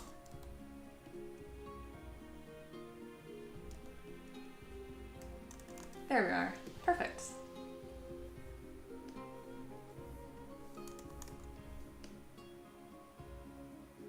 Excellent. We are well under budget. That is very print friendly. And that's kind of where we're stopping this model for the day. I'll do a screenshot to update everyone on Patreon and Discord later that missed the stream. And now we're gonna roll straight into this Eldritch Raven, which I think won. Yes, it did. Oh, Taylor's here. Welcome back. Although it says, I feel like a lot of people put a lot of effort and consideration to widely recognized celebrations rather than just actually putting the effort into each day with their partner. Yeah, no, I agree with that a lot. When Ricky and I first started living together, I mean, we were so young. We got together when we were 16. We both had moved out of the house by the time that we were 18. I had a full ride scholarship, so that got me into the dorms at Fresno State, and then Ricky just worked his ass off and was able to afford an apartment because he was working 50 hours as a tire shop mechanic, so that will do that. And we actually ended up moving in together though when we were 19 or 20, and I was amazed that like sometimes when you're with someone for a long time, you end up not giving them your best. Like if you're in a bad mood, I'm more likely to be sharp with my partner than with like a stranger. Like I give the stranger the benefit of the doubt, but not my partner. It's a weird habit, and I know a lot of people have that. So I made sure to like flip that on my head because Ricky deserves my best. And now that I'm almost 30 now, like we figured this out. For those that don't know, I turned 28 in December. I'll be 29 this year. Woo. Anyway, it's so important to like, yeah, that extra effort goes to them, you know? Don't spend the love bank, so to speak, just because it's there, which is easier said than done. My goodness. Alrighty, so this is our, I can't call it a tiefling because that's copyright. Demonic Eldritch. Demonic Eldritch Knight. Bam. And then I'll upload that to ZBrush so my husband can post that later. Or upload it to Google Drive so my husband can post that later. Mikey's is back. Hi, welcome back. I love the enthusiasm. Everyone loves a good caps lock moment. All right, the Eldritch Raven has won. I'm going to close that poll and we're going to finish this model.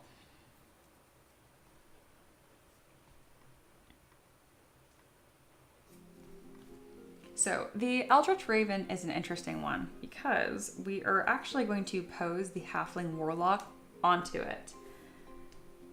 So I don't really know how I want to pose this. Definitely not wings tucked in because I sculpted them out and I'm not redoing the wings. They also look awesome. If you guys have any ideas, I would be super open to them. I have a feeling this is going to be a more minimal style pose where things are kind of just, I put things out of symmetry, leave them. This is already a pretty cool, striking model, which is great.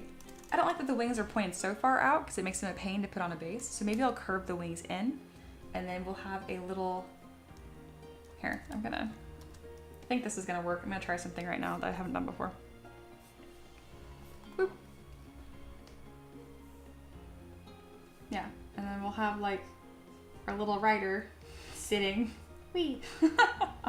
right in front of the wings. This is gonna be Hadri.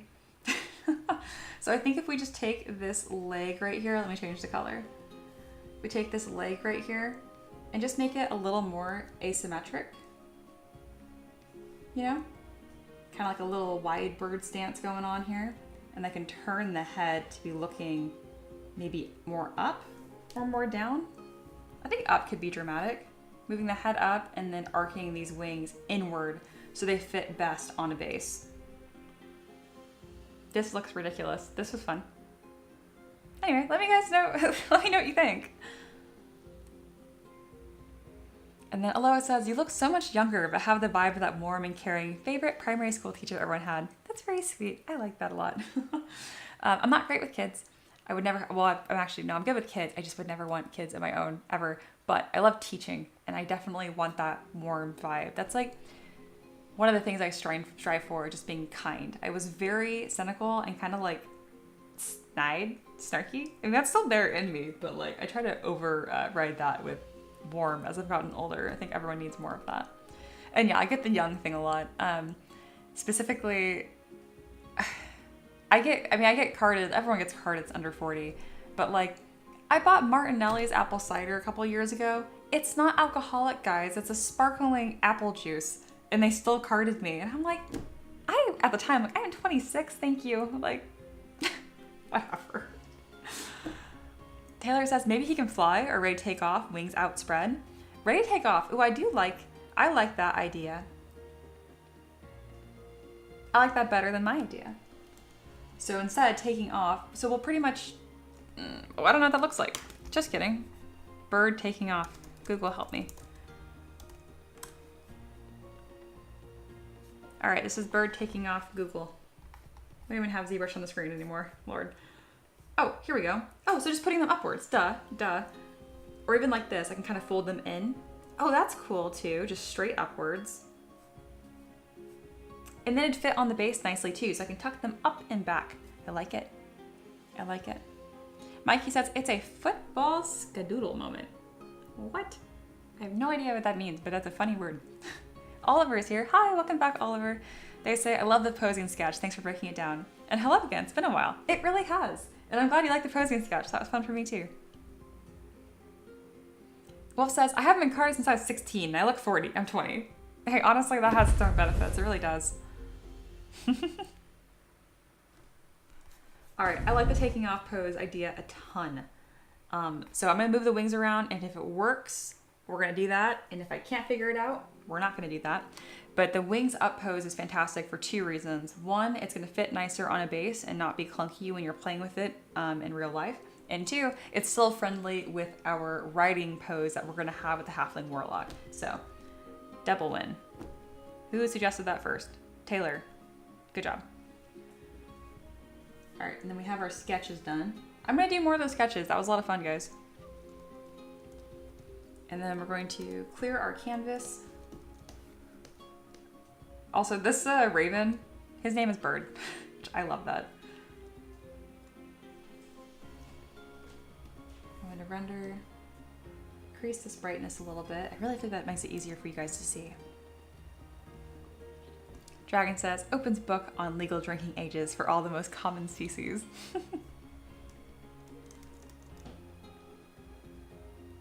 And then before we get into that, maybe I should add a little more detail, the puffiness here.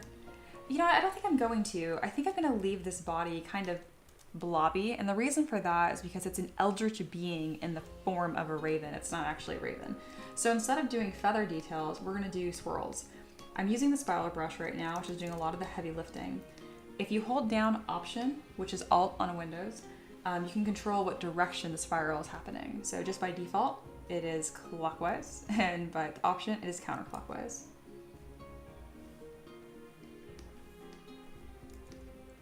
Like always, when you get to the center of a model, make sure to turn symmetry off. Otherwise, you kind of end up with odd artifacts. It just doesn't look as good. You guys can't see my hands, but I'm literally doing like a scribbling tapping motion, and that's what's getting kind of like that really quick organic look to it. And quite literally just like light tap scribbling. Can't emphasize that enough. And I don't emphasize that to be like, oh, look how easy it is. I mean, sometimes doing lots of little quick light changes is an easier way to concept. It feels a little like sketching almost. Yeah, sketching in 3D. There we go. That's what I'm trying to say.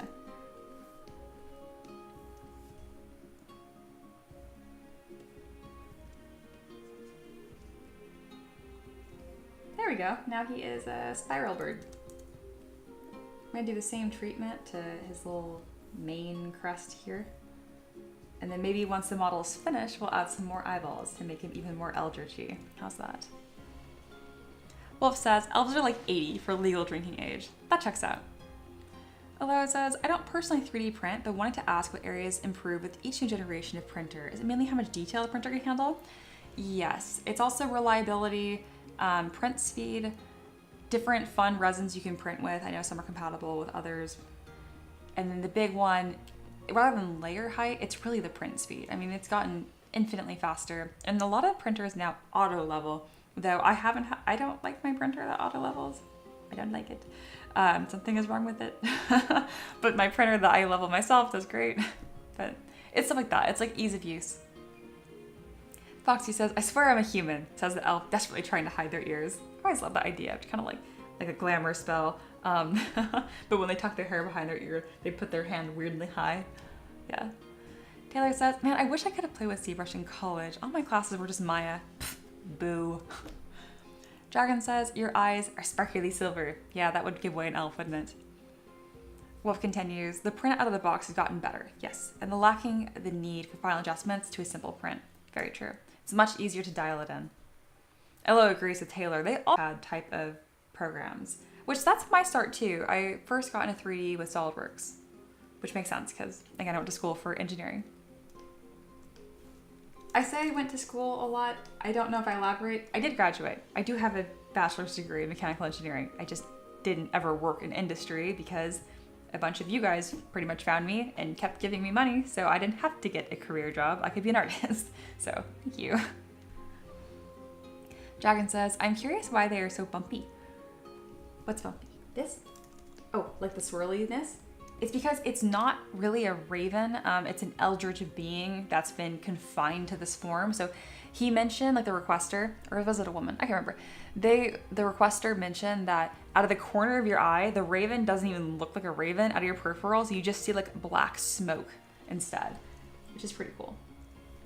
Also, bumpy. What an ugly word. Bumpy would be like, I'm gonna show you what bumpy means. That's bumpy. This is swirly lumpy. There's a difference. Anyway, I need to pose this model before I just talk to you guys all day. First, I'm going to detail the top of these legs really quick. There we are.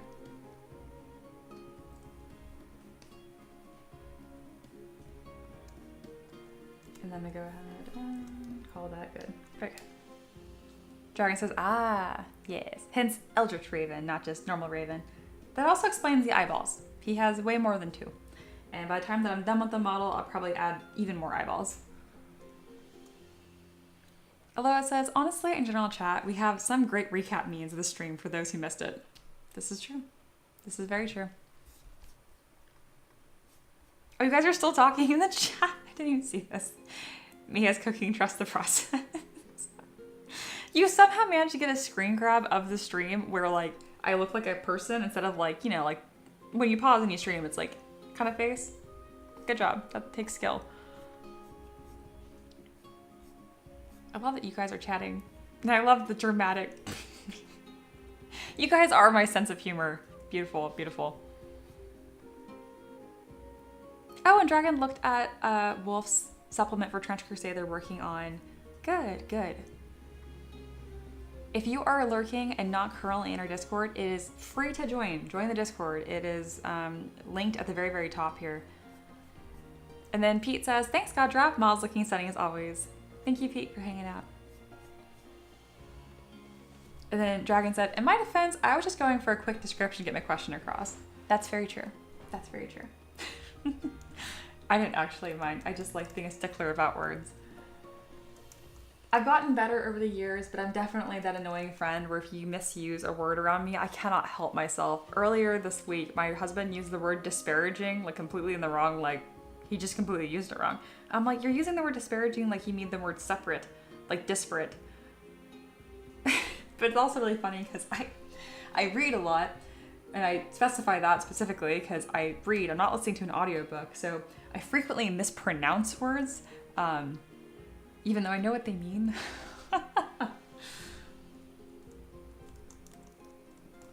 All right, we're gonna pose this burp, okay, before I talk more about words.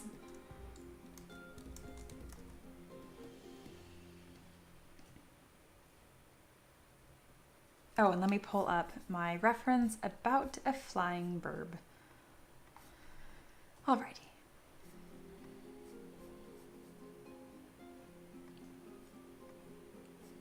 Excellent. This has been a really fun stream. I mean, they usually are anyway, but I don't know. It feels extra fun.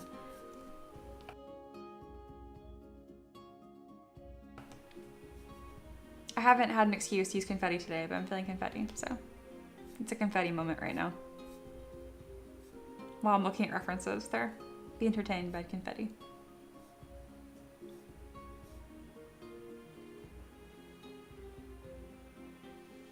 All right, confetti is over. I have a plan. Plan is happening.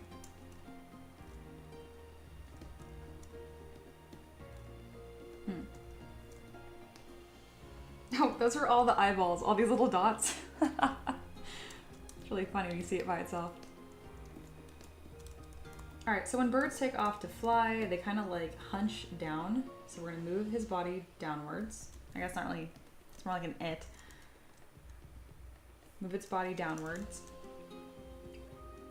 And then we are going to position the head so it has kind of some upward tension. So grab the base here, point it upwards, no, point it downwards, and then mask the bottom here and pull the head up. I blur the mask a lot whenever I'm doing any posing because you don't want like really hard transitions. And then like always, it's nice if you grab any points that you can, joints, and just turn them slightly off that symmetry line. It slowly makes the model look more and more organic. Aloha says, I'm glad all the newcomers have such a chill stream to watch. This time last month, Mia was rampaging through the tavern and killed 4 people. It does happen. That's a different month. Mikey says, wow, how do you do confetti? It was like something I found online. I think it's called like e-card media or something. I definitely thought I was gonna get a virus from it, but I didn't, which is cool. And it is a media source in OBS. Specifically, if you want to add it yourself, it is under browser. So it's a browser capture. I actually have 2. I also have one with hearts. So yeah, those are the only 2 I have. So you've seen all my tricks, guys. Confetti. The confetti is way cooler than the hearts, I will admit. The hearts are kind of small and lackluster. No, they have charm. I like them. Anyway, back to work.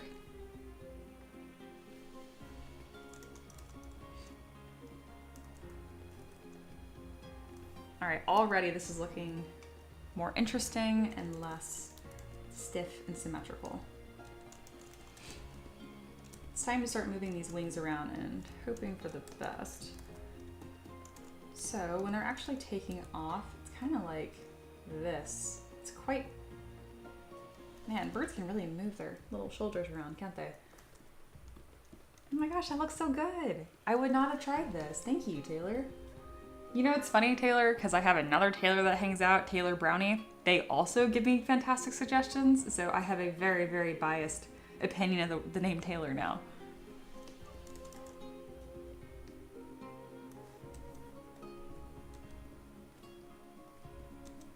Positive bias, just to be extra clear. Good call. What the heck? That's so cool.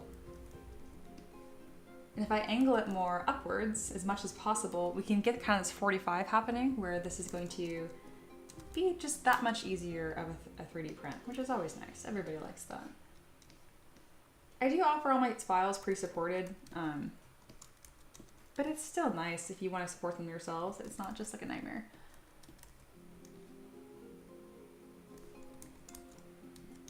There we go, angling those up a bit. Let's go ahead and stagger that stance even more so, turning off symmetry. I need to tuck one of these legs backwards, even though that's not actually what they do. This is a stylistic choice that just makes the model read better and break symmetry as much as possible.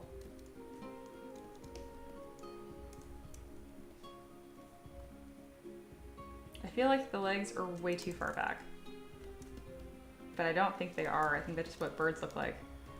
Birds do look kind of goofy. We're gonna just be wrong because it looks more right. I do that a lot. I sculpted a reindeer for a winter collection once. If you guys ever looked at reindeer feet, they look ridiculous. They don't look real. So I made some adjustments where it is just, it's mostly accurate. Lifting the tail feathers is gonna help with this motion look. Cool, cool, cool, cool. Hindsight says, I really like it. Lots of progress from my first saw. When you just started it. Oh, so you saw it where I completely could not sculpt a bird. That was like a good 30 minutes of that stream. I used to get embarrassed when that happened on live stream, but now I've streamed enough where I'm like, I have proved myself. You guys know I can sculpt. Every now and then I just forget how to live. And that's okay. I got through it. And now we're here, and it looks great. All right, given the prompt, Tyrael Styles' wing could look pretty sweet too. What in the world is that? That sounds like a kind of dragon from Game of Thrones, but I have no idea. Tyrael wings, oh, Diablo 3. Oh, okay, I played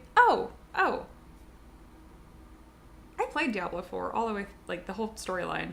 I feel like that wasn't his name. Wasn't it like Inarius? Giving me doubt. It is Inarius in Diablo 4. Okay, this is like the same dude, but not. The same style of wings, and I agree. Oh, some like, I'm gonna go for that effect. Okay, I'm sorry I'm not showing you guys this. Whoop. This is who they're talking about. I said Tyrael. And I was like confused because this is Diablo 3. I didn't play that. I played Diablo 4, and I thought his name was Inarius. It is in Diablo 4. It's a different character, same style though. Also an angel, and those style of wings are so cool. And so we're gonna really lean into that for this Eldritch look here, and taking these little blobs that I have and playing with that even more. Thank you for reminding me of that, and that's gonna be a really strong positive influence here. I like it.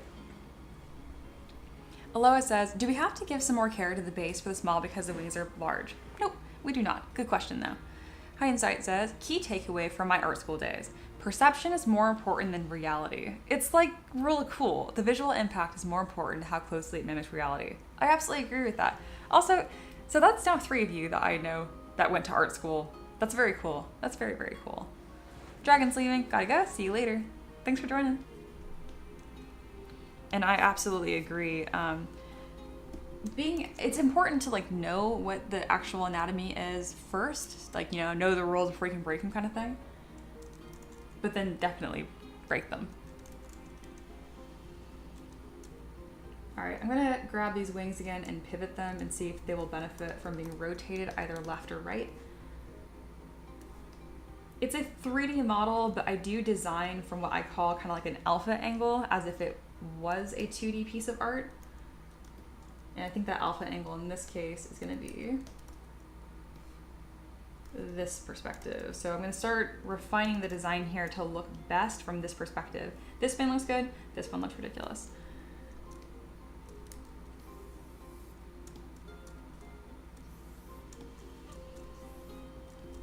So I'm masking just the left side here.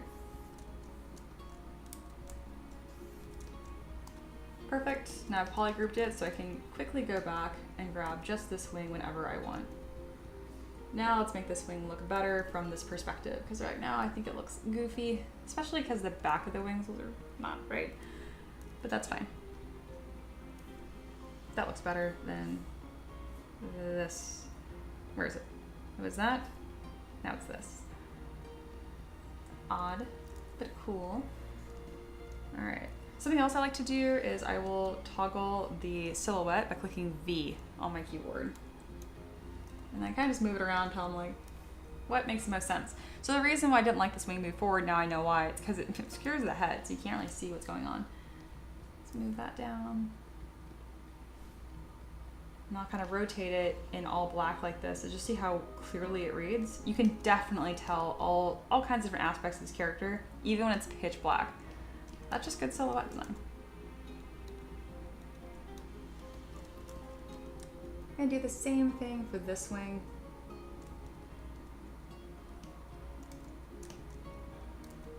Nope. There we go. So I think that could benefit some moving.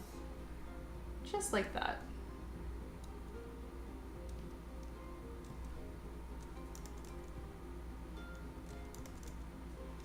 His little feet look goofy.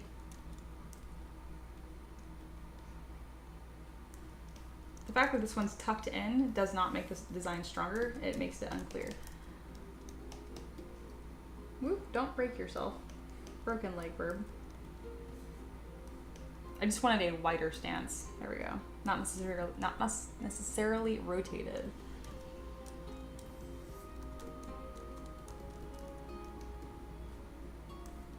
There we go. Wide stance, strong looking verb. Excellent. I really like this.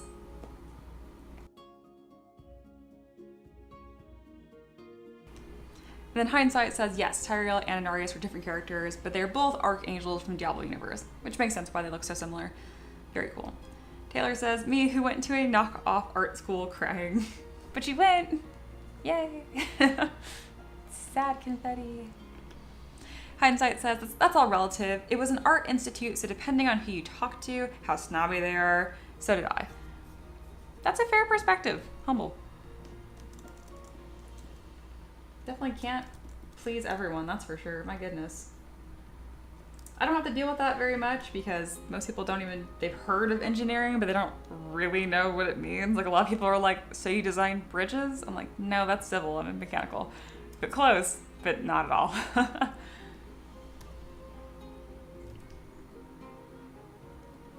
think the wing up gives more of a sense of motion, but wing down would be so much easier to print. So wing down is gonna, not wing down, tail down is gonna win.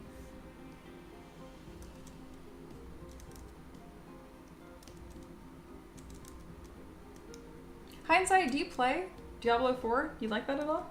I've liked it quite a lot. It's also my first Diablo game, so I'm pretty biased.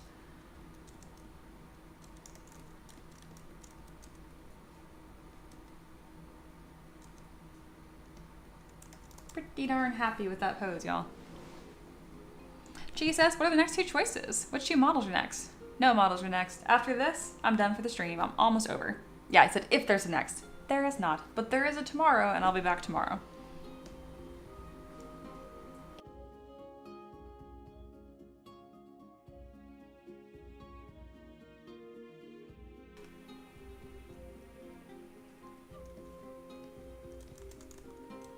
All right, this model's looking pretty darn cool. And then, I don't want to forget about Hindsight's suggestion, which is reminding me of those angels. That's really funny to me because when I was a little kid, I always spelled angels wrong. I always spelled it as angles. And I remember that because I got corrected on that like several times in 1st grade. I didn't go to like a Christian school. I don't know why we're writing about angels so much in 1st grade, but we were. Anyway, I do want these kind of like wispy features, tubes, if you will, doing cool stuff on top of the wings.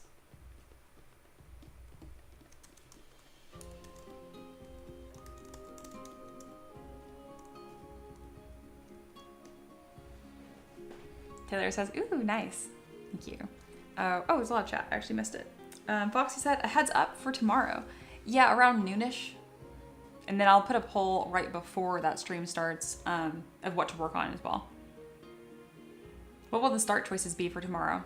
Y'all think I am more organized? I have no idea. Like, I am organized, but like I don't keep it in here. I keep it on the spreadsheet, so my spreadsheet handles it. My spreadsheet will tell me tomorrow. I love the enthusiasm though.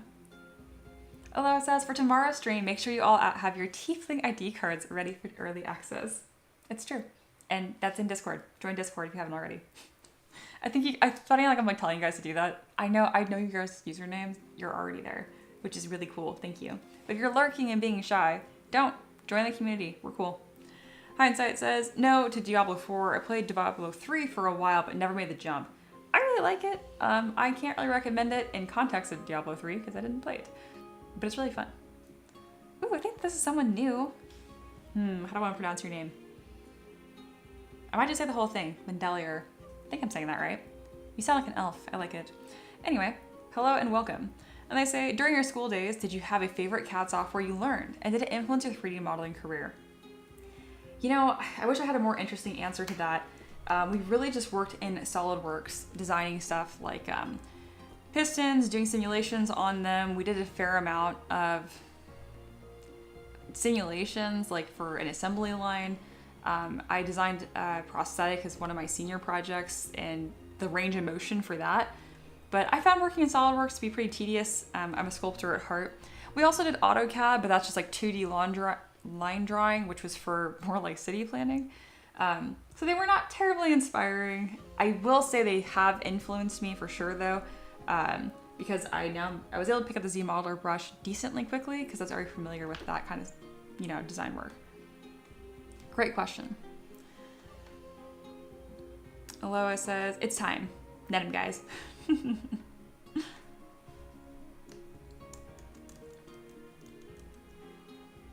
I've always had a really positive community that hangs out while I live stream, but I will say this year takes the cake by a landslide. You guys are y'all are a hoot. And that's, I guess, pun intended.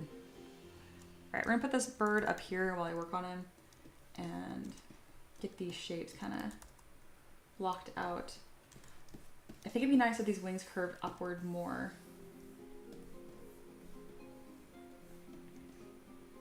So I'm gonna put a bend arc modifier on them. It's sensitive to what direction your 3D Gizmo is, so keep that in mind. Let's see if this does what I want it to all at once. It did. Beautiful. Because I could have manually sculpted it, but if I can use a modifier, that would be great. I'm gonna use the move brush to make any fine adjustments to put these into place. Oh, that's beautiful. Cool, very cool. Look how nice that is. God, he's just a crabby looking bird. I'm gonna remove the gem on its chest because I think it's just a confusing texture. It's not reading terribly well. Instead, I'm gonna replace that with a spiral. Very intentional looking spiral though.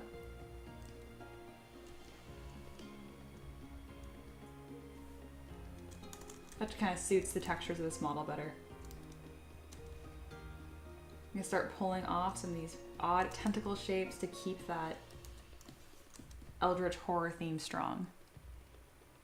Hindsight says, World of Warcraft burned me out on seasons. Between masters, work, and a 6-year-old, I don't have much time for games in general, and definitely not seasonal upkeep games. Very, very, very fair. Goodness. That is, you do not have a minute to yourself. Bless. But it's a great thing too. Like what, children are a gift and whatnot. I don't know what, insert positive sentiment there. And education, that's great that you're pursuing your master's. It's rough that you're also working and raising a child. That's very hard time-wise, but you got a lot of really good things going.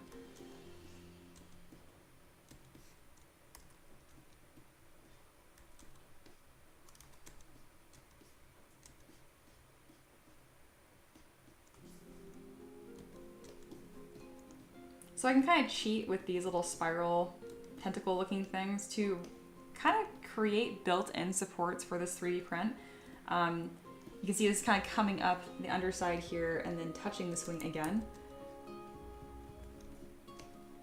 I just want to make sure it doesn't compromise the silhouette as a result. Design first, always, always.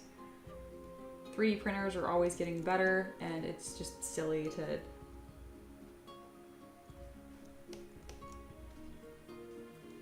anyway, give your design the short end of the stick because of it. And then hindsight agrees, I'm saying hardest and best thing ever regarding the child. Absolutely. Aloha also responding to them, it sounds like you just have a late game build with your education and having a kid at the same time. Absolutely. Late game build is a really fun, cute way to say that. Or, who knows, maybe they're like 20 and they have a 6, well, that'd be really odd. Never mind. Ha, that joke did not land.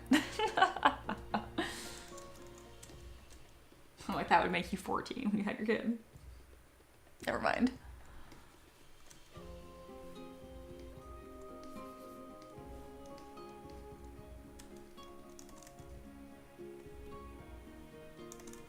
I might just duplicate this form over here, but just pulling it works too.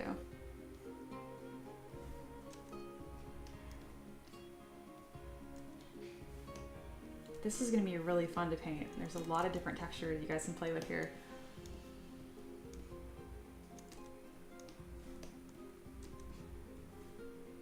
Cool. The emoji, yeah, that Aloha put in. Don't mind me. Hindsight says, so Aloha, hopefully not too late. I still need a few levels for us all to come together. And not quite, yeah. Don't mind me.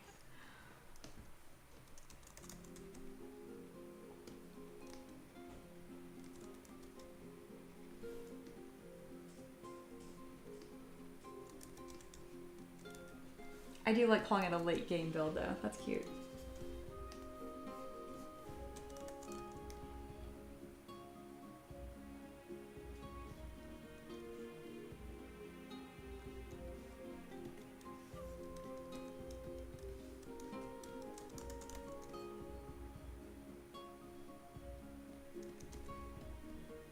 I'm getting really close to preparing this for 3D printing, so I'm kind of just looking around and seeing on any areas that are odd or not lining up the way that they're supposed to. We kind of have this weird symmetry artifact on the head, so let's go ahead and smooth that out and replace it. That's been smoothed, and we can put some intentional feathers as a replacement.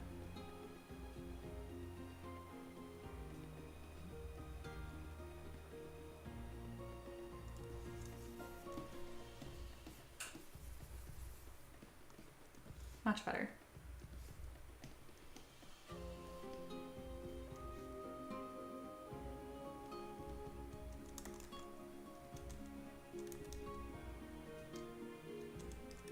Same with this. We want the wings and the body to flow together in a way that looks natural, which would be a great place to put a little swirl.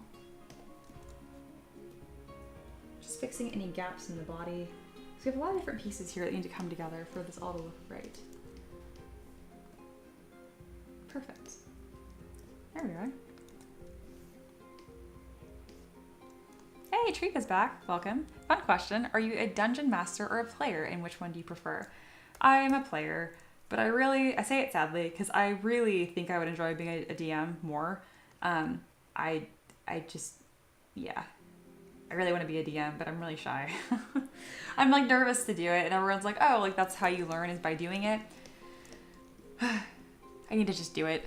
I don't have a group that I play with in person anymore though, because I moved across the country last year. But that's just an excuse. I can absolutely play online, and it would not be hard to find a group here in person. I just have been shy, and I haven't done it.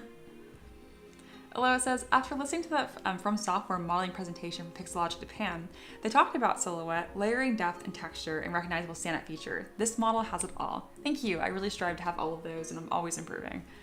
And then a reminder to our artists that are kind of coming in for the first time here. A nice tip is if you click V on your keyboard, it turns everything black. The reason why it's not, there we go. Come on, go away. So that's a really nice way to quickly observe your silhouette. These are wings. What are these doing here? I'm like, there we go.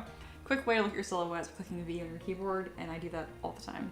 It should be readable from all angles as a 3D model. Hindsight says, I'm really shy, says the streamer. Yeah, I guess that's not a great way to put it. Like, it's hard to explain. I do well as the center of attention. That sounds weird. I'm a good performer. There we go. Like, I can, like, performing and socializing for me are kind of different things. I mean, I guess here it feels like I'm just hanging out because I've gotten really comfortable with you guys. But yeah. I don't know, social situations, like, they drain. I just get really tired. I get really tired really quickly. That's the best way to put it. I'm very aware of how goofy and how backwards it sounds, though.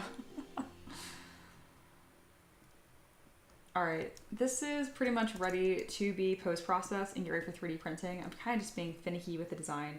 I want to double check a couple of areas on these wings just to make sure that they're easy to be printed. In areas like this, I might as well take my inflate brush and move and connect them as far back as possible. It's kind of like easy stability for your 3D print. It's like a win-win all the way around.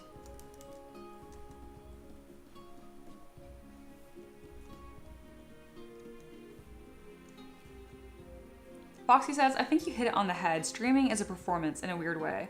It really is. And the first few times I streamed, I really struggled with being just like on all the time.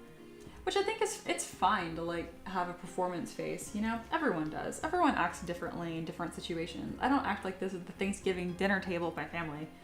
Unless I'm telling a story, then I do. I guess it's like my storyteller mode is the one that you guys see. In my day-to-day life, I think I'm a bit snarkier, I guess is the word. I don't know, my husband could probably describe it better than I could. I'm not as soft-spoken. I think I come across as more aggressive. Man, I have no idea. I'm terrible at describing myself. The more I stream, the more my actual personality versus my on personality are becoming like the same thing, which is good. Streaming has made me a more clear speaker in real life. I've learned how to slow down, enunciate, all that good stuff.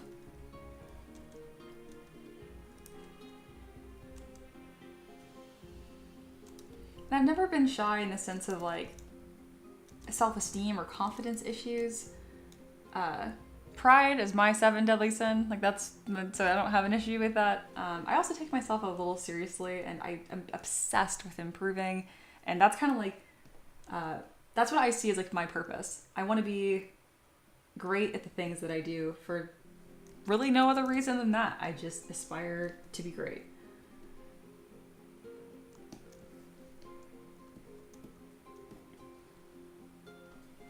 Aloha says, you can also use the ZBrush thumbnail feature that will sit at the top left whilst you model. Yes, and that is located under preferences. It's one of these. The reason why it takes me a long time to show you guys stuff in menus when it's not on my custom UI is because it's not even in alphabetical order. This like drives me insane. So under preferences, it's config, quick info, and hotkeys. Very obviously not in alphabetical order, and the nonsense continues. I don't know why this is not alphabetized. I think it's under MISC? No. That's where you learn your poly count. That's very important. I don't know why it's under preferences. Oh, thumbnail. Ha! There we go. Top left. Bam. I found it. Oh, ZBrush. Treep says, from everything I've watched, I think you'd be a great DM. Go for it. I don't think you. I should. I love world building. I love all of it. I make my own minis, for God's sake. Like, I could absolutely terrorize my players with like the best bid bag evil guy ever, right? Like, I should.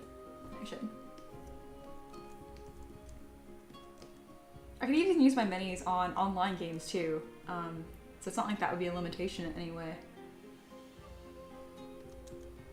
I've had some, like, my Patreon supporters and people in our Discord talk to me before where they're like, why don't you just do a game with us as kind of like a trial run, and like we're not strangers too. And I always just say maybe. So this is another year of maybe, I think. I'm making progress.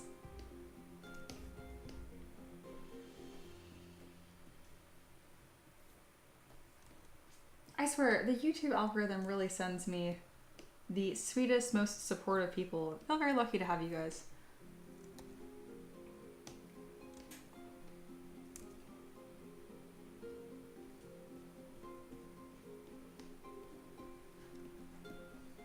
I try to put out kind of like that positive, calm vibe out there, but I don't necessarily bank on that always being returned.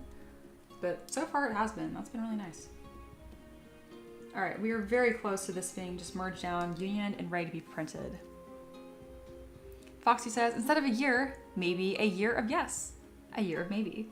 Maybe. I like a year of yes, though. That has a nice ring to it. Hello says, full support for me as Monster Hunter DM campaign. Yeah, I have all the stuff for that, literally.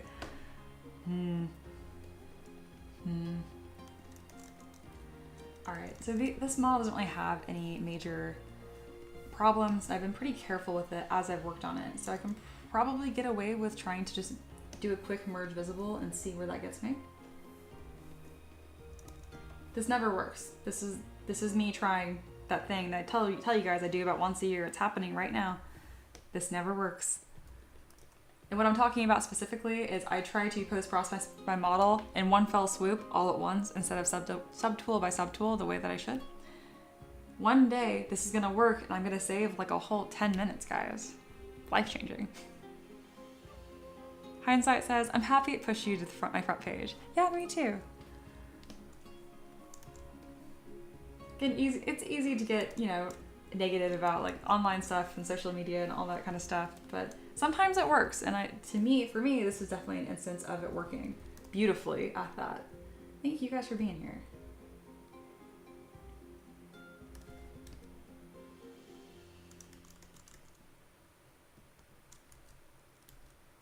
I'm gonna need to use a knife brush to flatten that, but I will do that in just a moment. Also, it's working. Aloha says, and this is quoting me, I said this earlier, saying in real life I'm a lot more aggressive, and then Aloha says, I don't know how it's working, but more lovely people keep joining. This is true. This is true. Maybe I'm just, I don't know, it's working.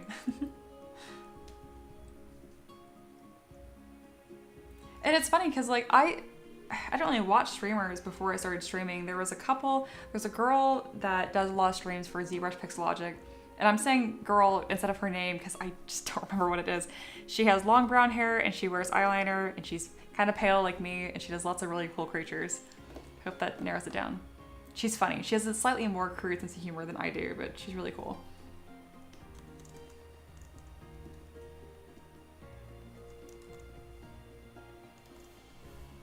I'm very entertained. It finally worked.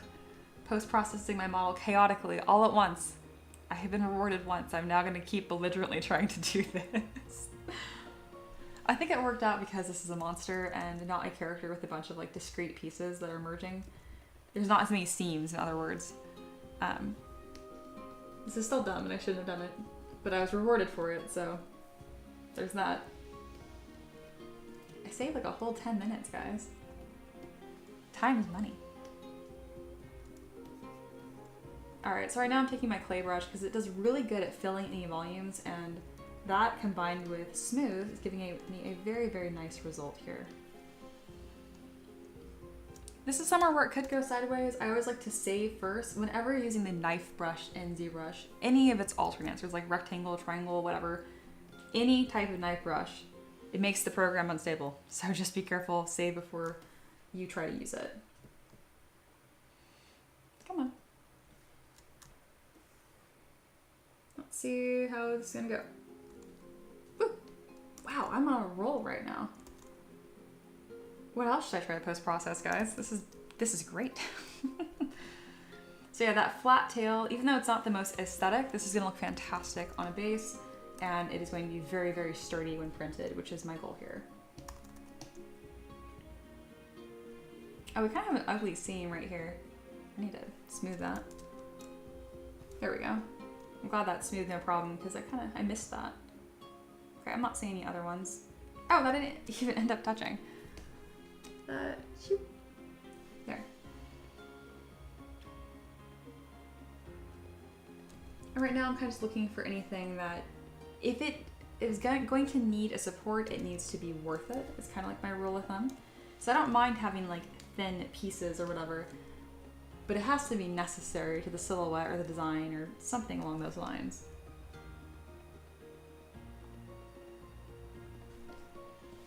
Really cool. Wolf's back. Hi. I'm back. Hope you're doing well. Doing great. Hindsight says, I never watched streamers until I found Pirate Software, and he's still cool, but his community is so large now that if you watch religiously, you see the same combos over and over again.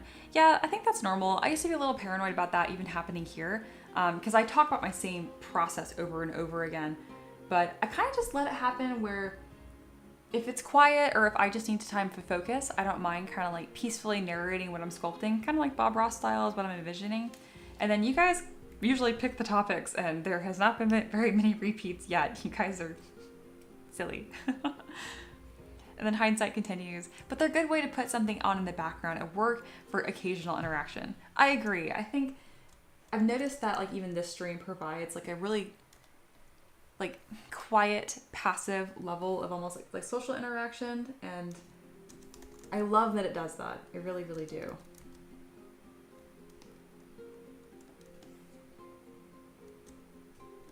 That's one thing that kind of surprised me as I've gotten older. If you don't intentionally talk to people and socialize and all that kind of stuff, you know, life just keeps on keeping on. When you're in school, there's so much like forced or not forced. It's like baked in the cake. You're gonna see people and talk to people every day. But that's not always the case now, you know? Like if you don't make the effort to socialize and see people, you don't have to, for better or for worse. I mean, if you have coworkers, obviously that's not necessarily true, but I don't know very many people that necessarily love their coworkers and want to hang out with them outside of work. If you do, great, but I don't think that's the norm. All right, this is complete. Let's put a fun base on this.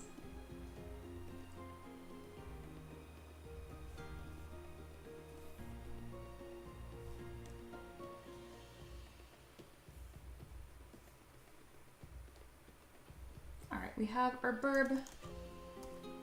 We're gonna have a couple different options here that are going to be available. We're gonna have one that's a small size and then one that is very large, and that will be the one that is mounted for our Halfling Warlock. So I don't really need those references actually. This is just gonna be dependent on the base itself.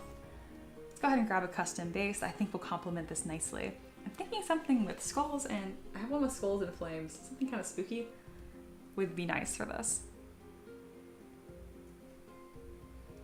Foxy says, it's just a happy little raven, and Wolf continues, we're just little guys. It's kind of how I see you guys sometimes.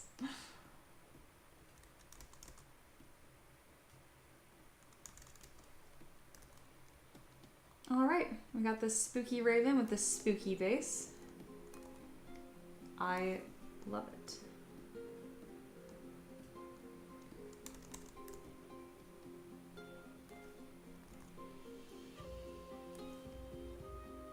This is such a versatile model. I'm really excited to release this on Patreon. I know people are gonna love it.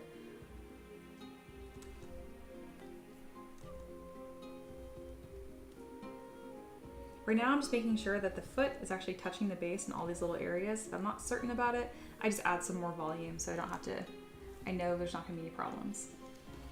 There we go. And then a couple other things. I want to make these flames just a touch smaller. That way they don't compete with the model itself. They are decorations. They're not meant to actually take up too much attention. Just a small thing.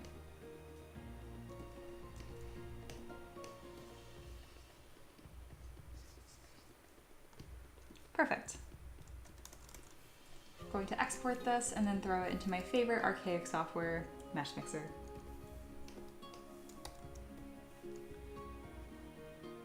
Cheese says, very burb. Thank you. Aloha continues. I just want to say, Mia, the last string of models have come out amazing. From the Eldritch Raven to the Strix. It's been amazing to watch. Good, good. That means a lot coming from any of my viewers, but especially you because you're one of my students. So I want to make sure it's valuable and that there's stuff you can learn from too. Oof, this model looks so good from different angles. All right, we're gonna do facing. That's gonna be the most dramatic.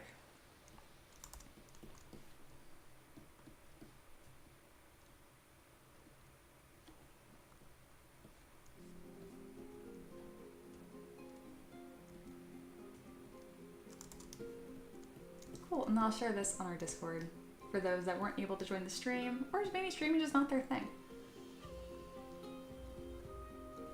I know they still like updates though.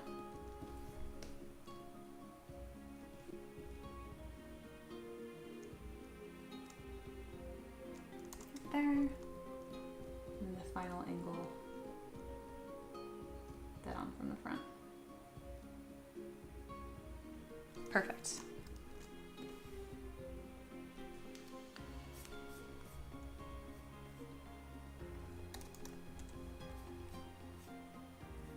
In the hindsight asks, like, what is this meant to be? A familiar or a form? It is an Eldritch Raven. So it is an Eldritch being that has been kind of against its will formed into the shape of Raven. That's why it has multiple eyes and like swirlies on it. It's definitely gonna be not like a normal creature. It's gonna be a large bird. Also, I never print my stuff actually super, super tiny for familiars. It's a nightmare to print. But I also offer my stuff no-base versions. If you want him to be just a little raven, you totally can. The Halfling Warlock will be writing this character, so there'll be another version of this that's even bigger. That way, that model can be writing it. Eldritch Raven.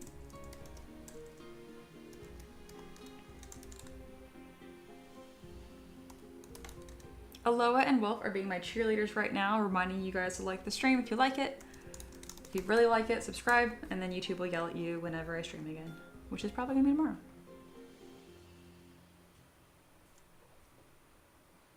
Wolf said, I get bad little interaction at work and good social integration here. That sounds about right. Work can be a mixed bag.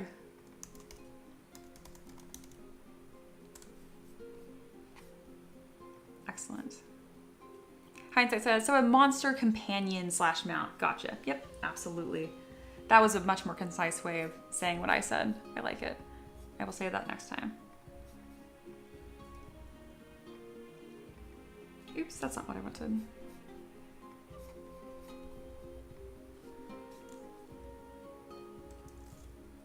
So right now I'm editing these screenshots. So I'll go into our Discord. And this is kind of the stream is wrapping up. So if you're new here, everything I make is 3D printable. And I don't really play games with like, oh, it's this release. Everything's available all the time. If you want almost 1,000 3D printable models, you can get that for pretty much $1 right now. I have a code at the bottom of my screen that's live now. My Patreon's linked in the description. And there's actually 2 different Patreons. One is for teaching, so if you want to learn how to sculpt, and the other is for my 3D printing enthusiasts. Or if you just want to be able to request models, that's totally an option too. You don't have to be into 3D printing to enjoy it. If you just like the community and you're here for the vibes, we got that too. I have a link to the Discord invite at the top of this chat here too. I think that just about covers it all. I stream pretty much every day. Anytime between 11 a.m. Eastern time and 1 p.m. So it's kind of a 3-hour window where I will start. If I haven't started streaming by like 12:31, I'm probably not gonna stream that day. But that's kind of the flow. If you guys have any questions or you're interested in anything, let me know. I'm happy to clarify and tell you more about it. Wolf says, at some point I need to sub on Patreon and request for a St. Bernard. You can absolutely do that. I've done models or specifically tributes to pets, and then I'll do like their cat passed away. So I did a Scottish fold cat like memorial piece, and then I also did a Tressum version of it, which is a winged cat. It's a fae, or I think it's actually a celestial. So it also has D&D applications as well. And then yeah, Lo mentions, every Monday is, so Mia's Model Mondays or M3DM Model Mondays. M3DM is me. M3DM is my business name, and it's short for Mia's 3D Models. Alrighty, let's get this uploaded.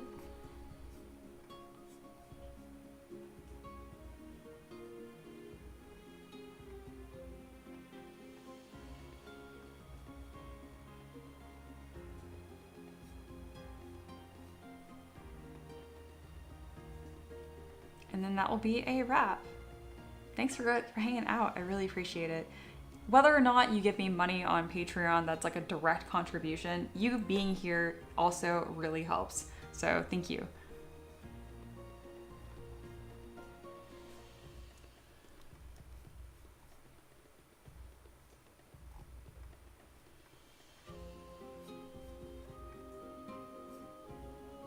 All right, that's my timer just went off. And we're just at 3 hours on this stream. Alrighty.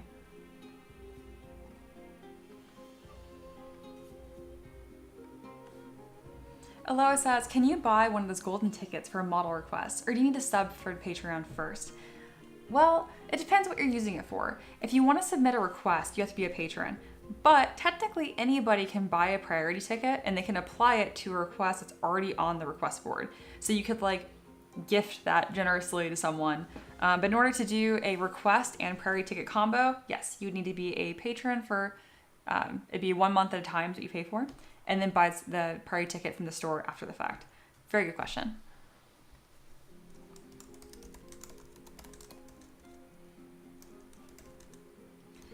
I'm putting that invite, it's already at the top, I'm putting it at the bottom as well. I'm pretty sure all of you guys are already in my Discord. Everyone that's been talking, I recognize all your guys' usernames, but for any of my lurkers who are feeling shy, join the Discord. It's not just for like memes and hanging out. If you have any 3D printing issues or questions of 3D modeling, you also can join there. I'm also really friendly with other artists. You can post your own stuff in self-promotion once a week. And that includes like shop links and stuff that's for sale as well.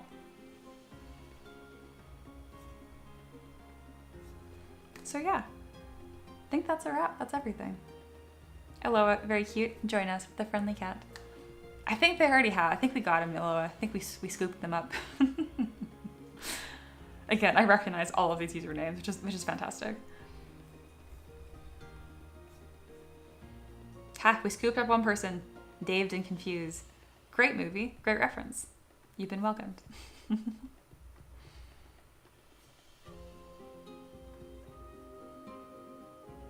Oh, then someone else joined as well. That's also currently a patron. I'm not sure if you're from the stream or not. I don't recognize the name.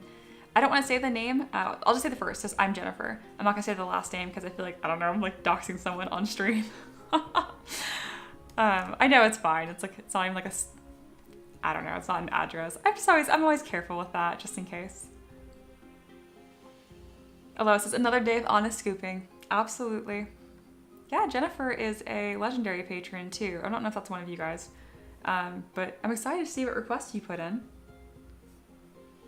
Hindsight said, it's me. I'll change my nickname soon. Are you Jennifer? Or are you Daved and Confused? Both are great.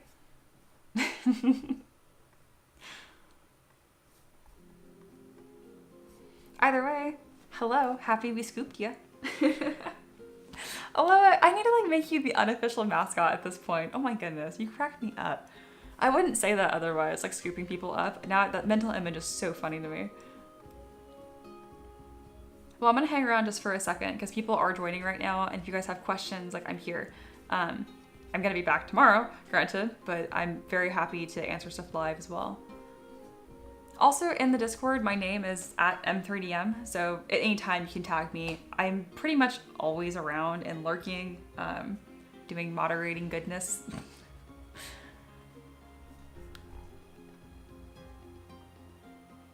Hindsight says that is the question, isn't it?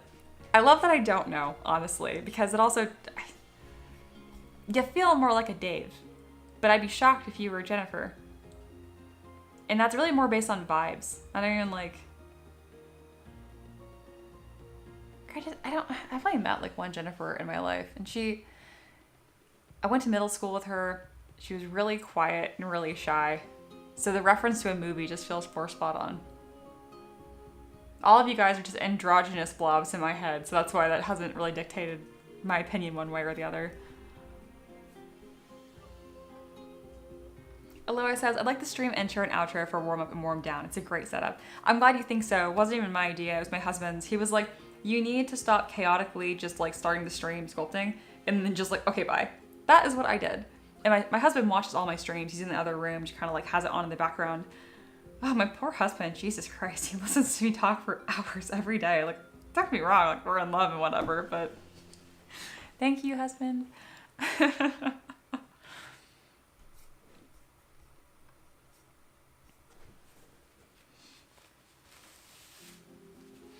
All right, now that I'm not working, I don't feel the need to have my hair up.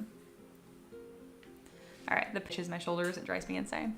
Oh, I didn't even think about that, but I can actually make this, since I'm just talking with y'all. Hey, now I'm large. Also, if you guys didn't know, we painted that wall, not super exciting, but those shelves there, Ricky made them. So they were live edge wood, he sanded them down, stained them. They look super fancy. They look better up close. But anyway, crafty.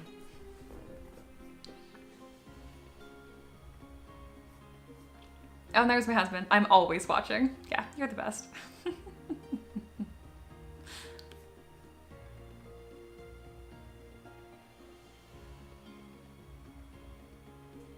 I'm glad I'm getting through these requests more aggressively because a lot of you guys are joining from the stream and requesting these really creative things, and I want to get to them soon. You know, I want some good turnaround.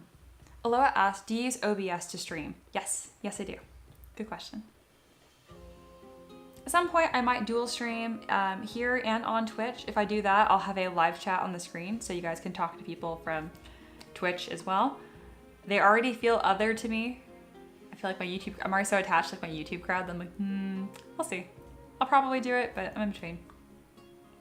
Aloha continues, having a nice scene to switch to for the chill chat sections of the stream might be great. Yeah, I agree. At the very least, I enlarged the camera. I mean, I have a really relaxing background, just like forest and stuff. So that's also fine. All right, I have hung around. I have done the chat. I have talked. If you have any questions, you missed me, go to the Discord. I'll see you guys tomorrow, okay? It was lovely. I love the community here. And you make my job even better than it already is. SAP concluded. I'll see you tomorrow. Bye.